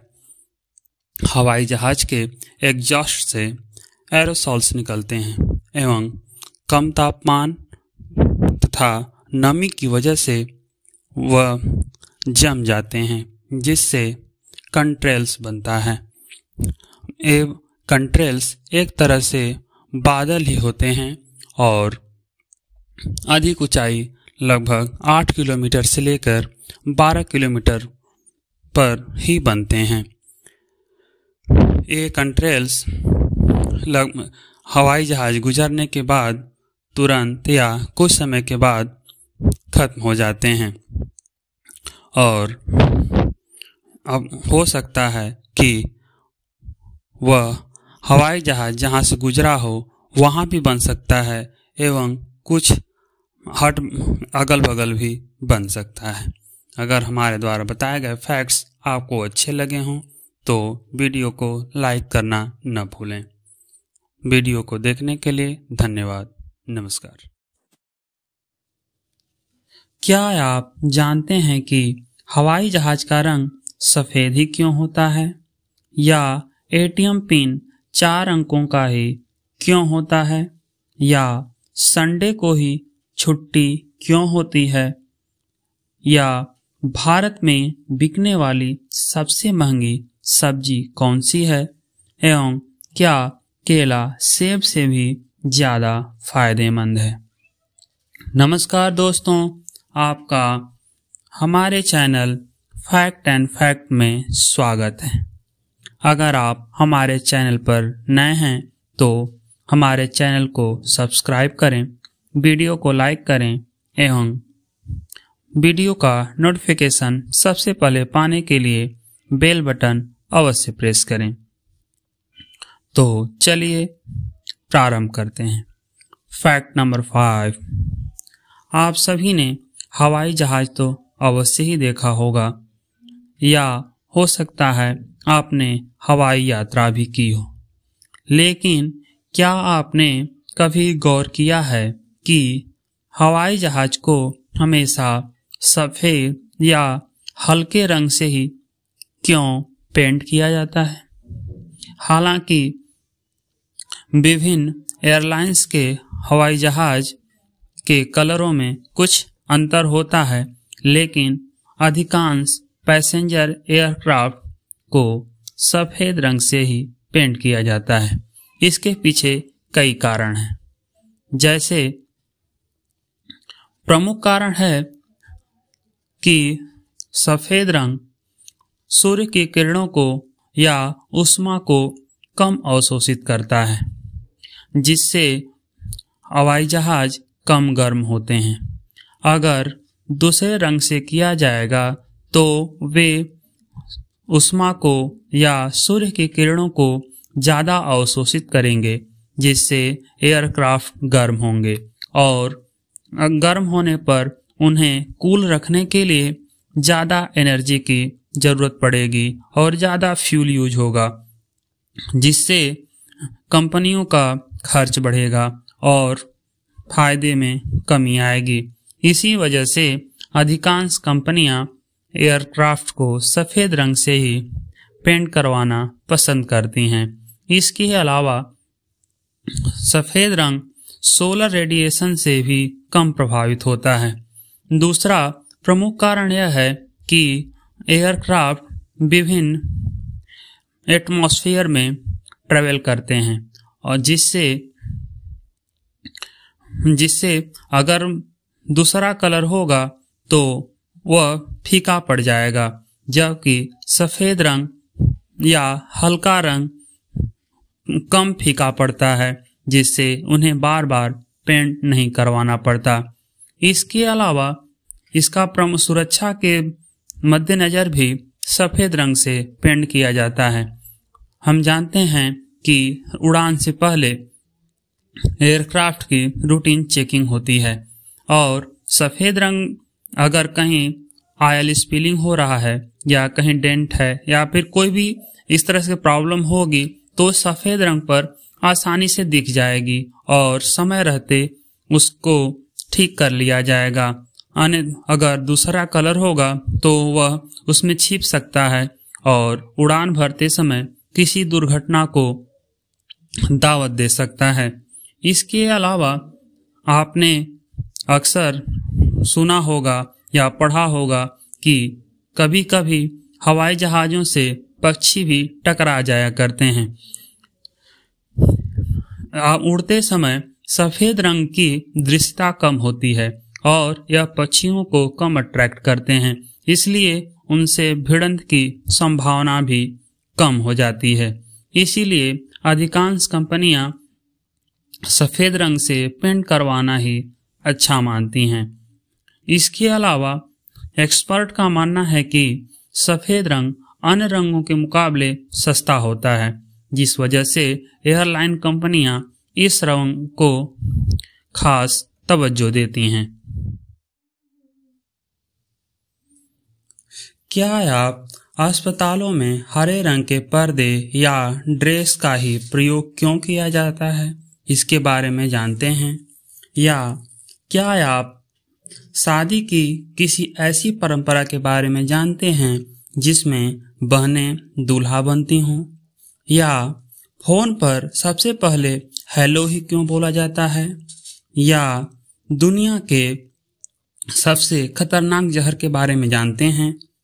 या क्या आप भारत के किसी ऐसे गांव के बारे में जानते हैं जहां लिव इन रिलेशनशिप में रहना एक परंपरा है? Hello friends, welcome to my channel fact and fact. अगर आप हमारे चैनल पर नए हैं तो इसी तरह के रोचक जानकारी के लिए हमारे चैनल को सब्सक्राइब करें, वीडियो को लाइक करें और हमारे वीडियो का नोटिफिकेशन सबसे पहले पाने के लिए बेल बटन को अवश्य प्रेस करें। तो चलिए प्रारंभ करते हैं। Fact number 5। आप अस्पतालों में स्वयं या किसी का इलाज कराने अवश्य गए होंगे। आपने यह भी अवश्य गौर किया होगा कि वहां पर पर्दे एवं डॉक्टर तथा अस्पताल कर्मचारियों के ड्रेस एवं मास्क आदि हरे या नीले होते हैं। कभी आपने सोचा है कि ऐसा क्यों है? कोई दूसरा रंग क्यों नहीं होता? हालांकि डॉक्टर सामान्यतः सफ़ेद कोट या सफ़ेद कलर के कपड़े पहनते हैं, लेकिन ऑपरेशन के समय हरे रंग के कपड़े पहनते हैं। चलिए चर्चा करते हैं कि ऐसा क्यों है। हरे रंग से आँखों को आराम मिलता है। यदि किसी अन्य रंग को लगातार हम देखते हैं या सूरज की रोशनी में देखते हैं तो हमारी आँखों को थकान महसूस होने लगता है, जबकि हरे या नीले रंग को देखने से आँखों को सुकून मिलता है तथा आँखें तरोताजा महसूस करती हैं। वैज्ञानिक दृष्टिकोण से भी देखा जाए तो हमारी आँखें हरा, लाल एवं नीला रंग ही देख सकती हैं और इन्हीं रंगों के संयोजन से ही हजारों रंग बनते हैं जिन्हें हमारी आँखें देख पाती हैं। इन सभी रंगों में हरा एवं नीला रंग आँखों के लिए सुग्राह्य होता है, अर्थात इनको देखने में आँखों पर बल नहीं पड़ता।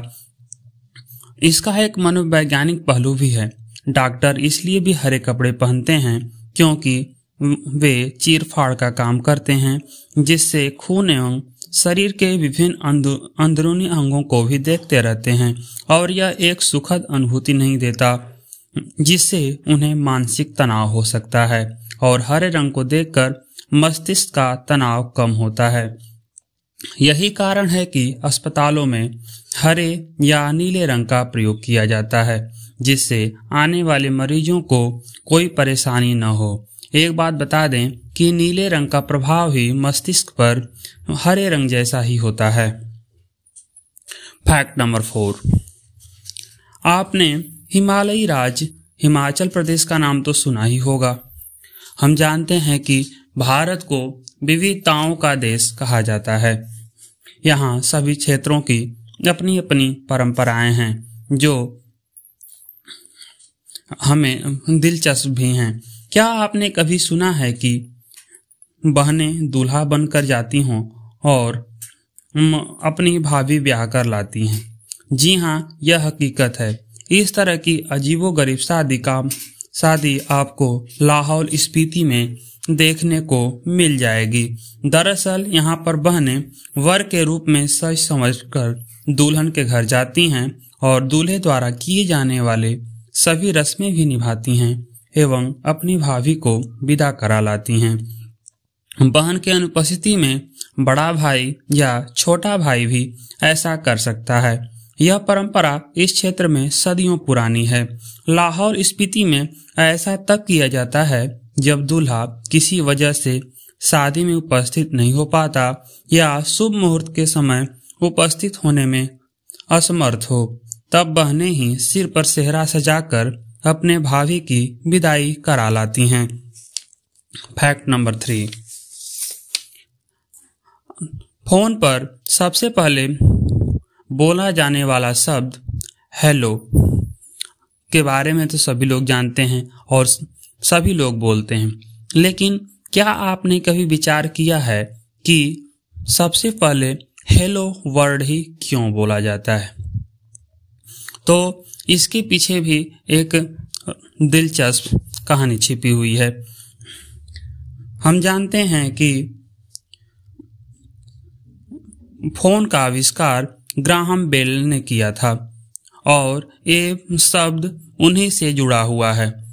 दरअसल ऐसा कहा जाता है कि ग्राहम बेल के गर्लफ्रेंड का नाम मार्गरेट हेलो था और वह मार्गरेट को बेहद प्यार करते थे और उससे प्यार से केवल हेलो ही बुलाया करते थे।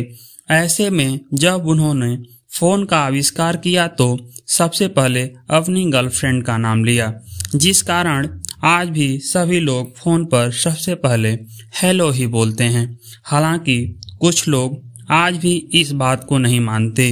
उनका कहना है कि इस शब्द की उत्पत्ति फ्रेंच शब्द होला से हुई है, जिसका अर्थ है होल्ड करें। आपकी जानकारी के लिए बता दें कि 21 नवंबर 1973 से पूरी दुनिया में वर्ल्ड हेलो डे मनाया जाता है। फैक्ट नंबर 2, साइनाइड के बारे में तो आपने सुना ही होगा, जिसे बेहद ही खतरनाक जहर माना जाता है। इसी तरह ही एक और खतरनाक जहर है जिसे पोलोनियम 210 कहा जाता है। हालांकि इसके बारे में बहुत ही कम लोगों को पता है। माना जाता है कि इसका सिर्फ 1 ग्राम ही हजारों लोगों को मौत की नींद सुला सकता है। इस वजह से इसे दुनिया का सबसे खतरनाक जहर कहें तो गलत नहीं होगा। तो चलिए जानते हैं कि ये पोलोनियम 210 क्या है। दरअसल पोलोनियम एक रेडियो एक्टिव तत्व है जिससे निकलने वाला रेडिएशन इंसानी शरीर के अंदरूनी अंगों के साथ साथ डीएनए और इम्यून सिस्टम को भी तेजी से तबाह कर सकता है। मृत शरीर में इसकी मौजूदगी का पता लगाना भी बेहद मुश्किल है। वैसे भारत में तो इसकी जांच मुमकिन ही नहीं है। पोलोनियम 210 की खोज मशहूर भौतिकविद और रसायन शास्त्री मैरी क्यूरी ने साल 1898 में किया था।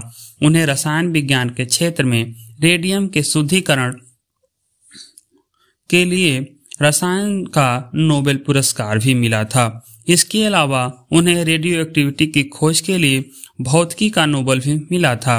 वैसे पोलोनियम का नाम पहले रेडियम F रखा गया था, लेकिन बाद में इसे बदल दिया गया। वैज्ञानिकों के मुताबिक पोलोनियम 210 अगर नमक के छोटे कण जितना भी इंसान के शरीर में चला जाए तो पल भर में उसकी मौत हो सकती है। इसे पहचानना मुश्किल है, क्योंकि अगर इसे खाने में मिला दिया जाए तो इसके स्वाद का पता नहीं चल पाता। कहते हैं कि पोलोनियम की जहर की पहली शिकार इसकी खोजकर्ता मैरी क्यूरी की बेटी इरिन जूलियट क्यूरी थी, जिसने इसका एक छोटा सा कण खा लिया था। इसकी वजह से उनकी तुरंत ही मौत हो गई थी। फैक्ट नंबर 1,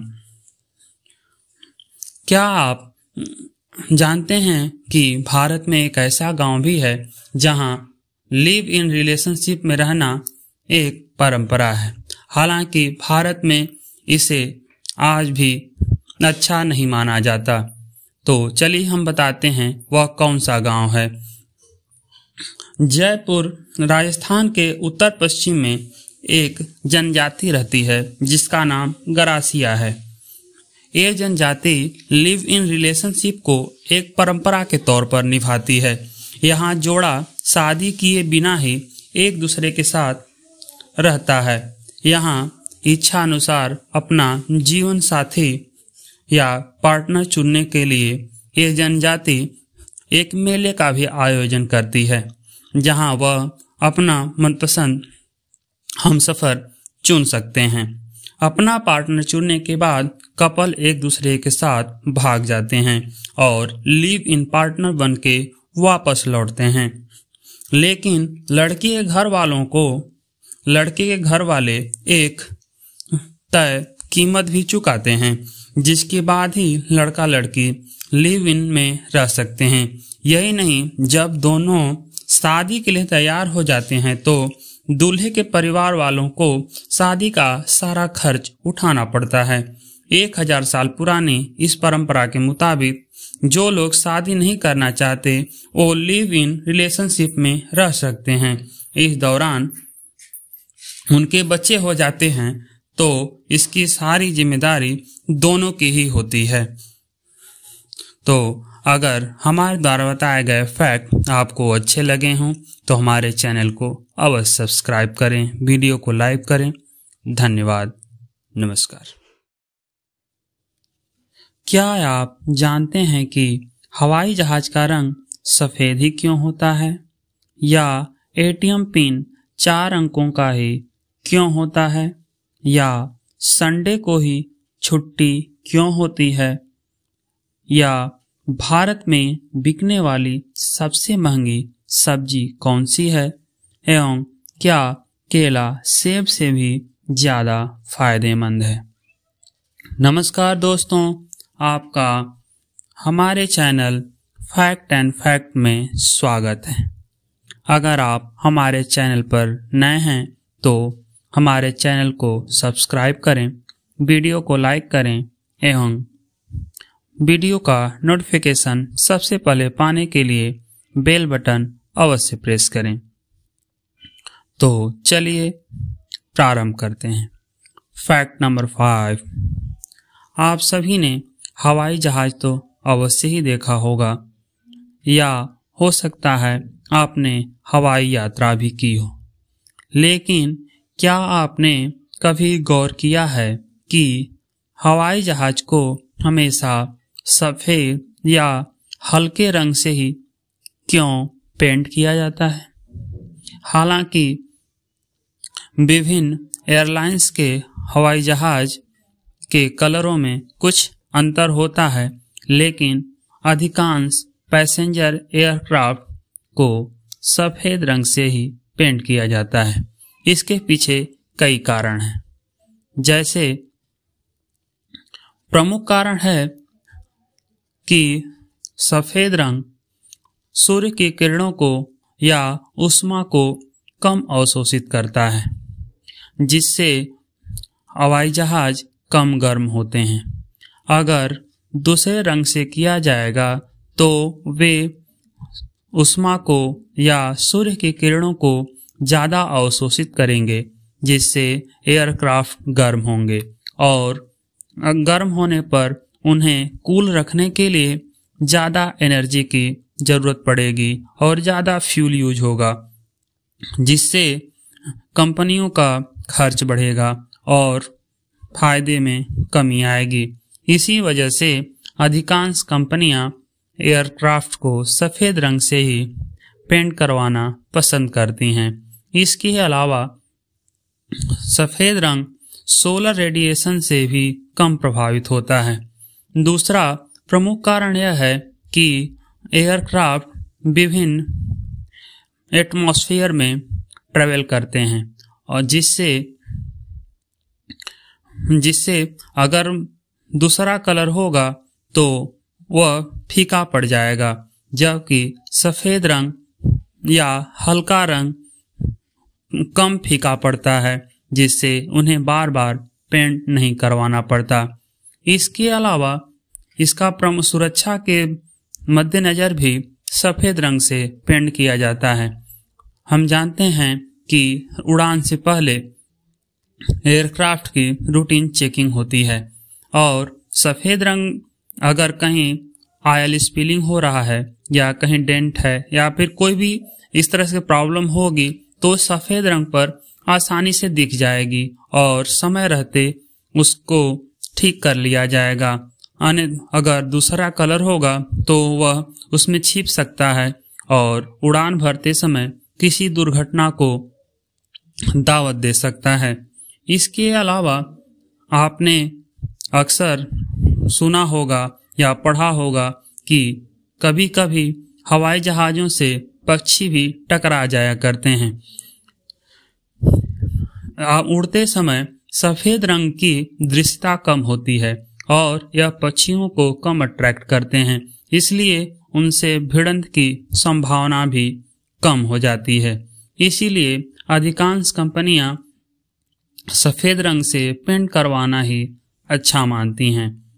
इसके अलावा एक्सपर्ट का मानना है कि सफ़ेद रंग अन्य रंगों के मुकाबले सस्ता होता है, जिस वजह से एयरलाइन कंपनियां इस रंग को खास तवज्जो देती हैं। क्या आप जानते हैं कि मील के पत्थरों का रंग अलग अलग क्यों होता है? क्या आपने कहीं सुना है कि दिवाली पर कुत्तों की भी पूजा होती है?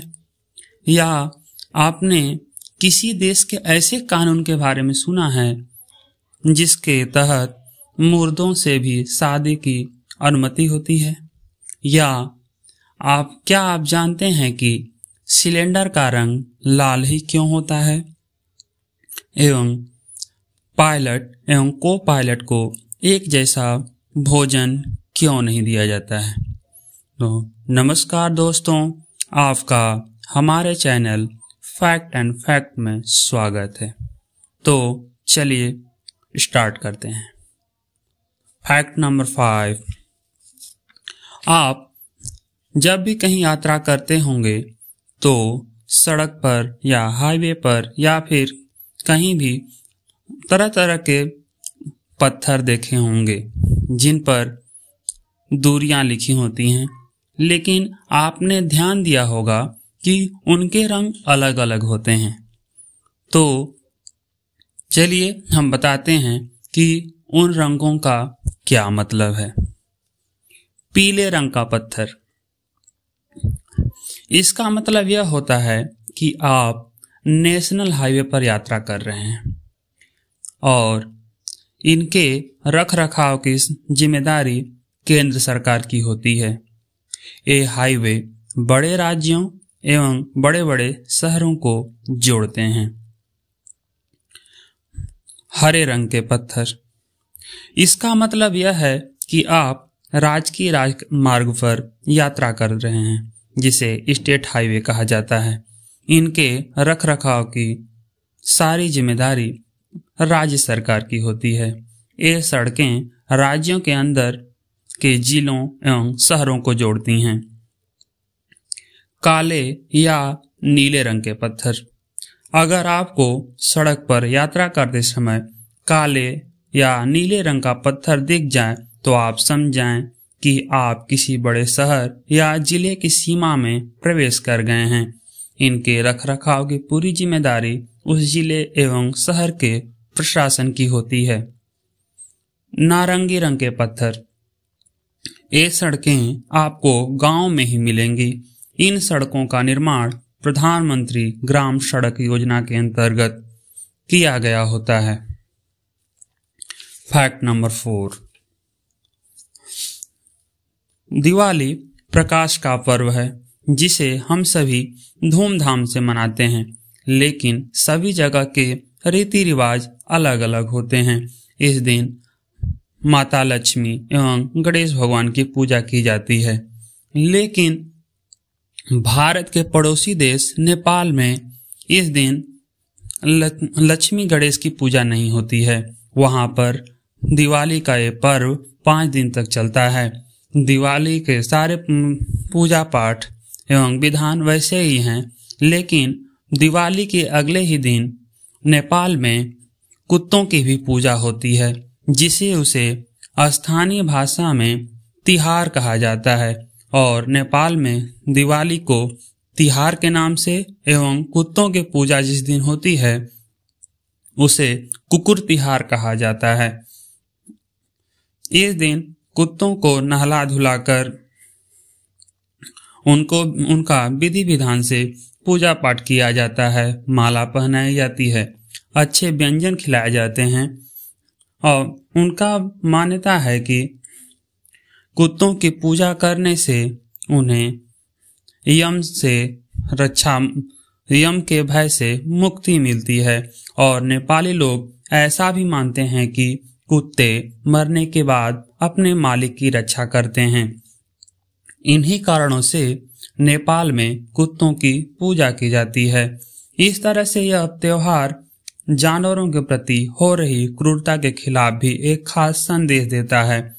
यही नहीं, हम अन्य जानवरों जैसे गाय, कुत्ते, कौवा, बैल आदि की भी पूजा की जाती है, लेकिन कुत्तों की पूजा का खास महत्व है।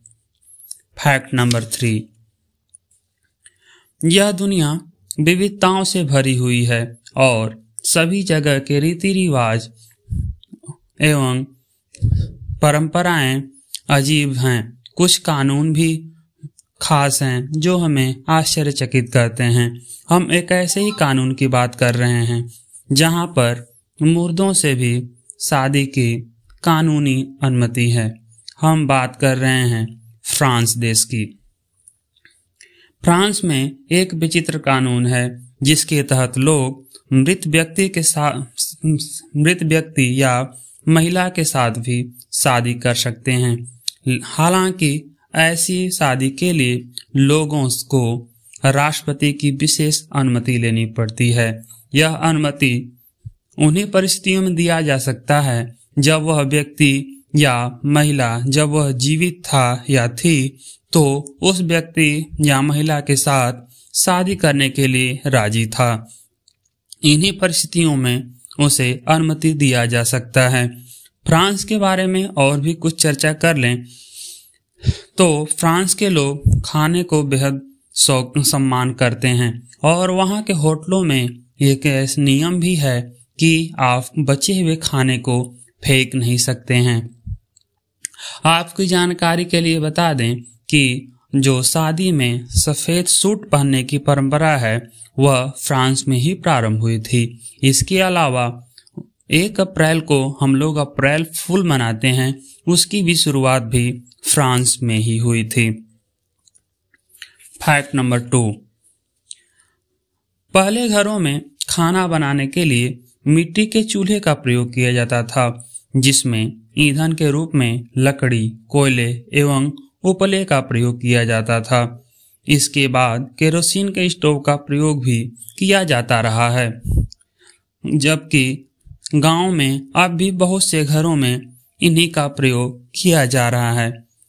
आधुनिक समय में भारत के अधिकांश घरों में एलपीजी सिलेंडर प्रयोग किए जा रहे हैं। सरकार भी सबको स्वच्छ ईंधन उपलब्ध कराने के लिए प्रतिबद्ध है। क्या आपने कभी सोचा है कि गैस सिलेंडर का रंग लाल ही क्यों होता है? तो चलिए चर्चा करते हैं। हम सभी जानते हैं कि लाल रंग का प्रयोग खतरे के संकेतक के रूप में किया जाता है। चूंकि एलपीजी एक ज्वलनशील एवं खतरनाक गैस है, इसलिए इसके सिलेंडर का रंग लाल होता है। अगर वैज्ञानिक दृष्टिकोण से देखा जाए तो लाल रंग का तरंग दैर्ध्य सबसे ज्यादा होता है, अतः इसे दूर से ही देखा जा सकता है। इसलिए खतरनाक एवं ज्वलनशील पदार्थों का रंग लाल ही रखा जाता है। यही नहीं, अन्य खतरनाक पदार्थों को लाल रंग के पात्रों में ही रखा जाता है। आपकी जानकारी के लिए बता दें कि विभिन्न गैसों को विभिन्न रंग के सिलेंडरों में रखा जाता है। जैसे ऑक्सीजन के सिलेंडर का रंग सफेद होता है, इसी प्रकार नाइट्रस ऑक्साइड को नीले रंग के सिलेंडर में रखा जाता है। जिसमें जहरीली गैसें होती हैं उन्हें पीले रंग के सिलेंडर में रखा जाता है और कार्बन डाइऑक्साइड गैस वाले सिलेंडर को ग्रे रंग के से रंगा जाता है एवं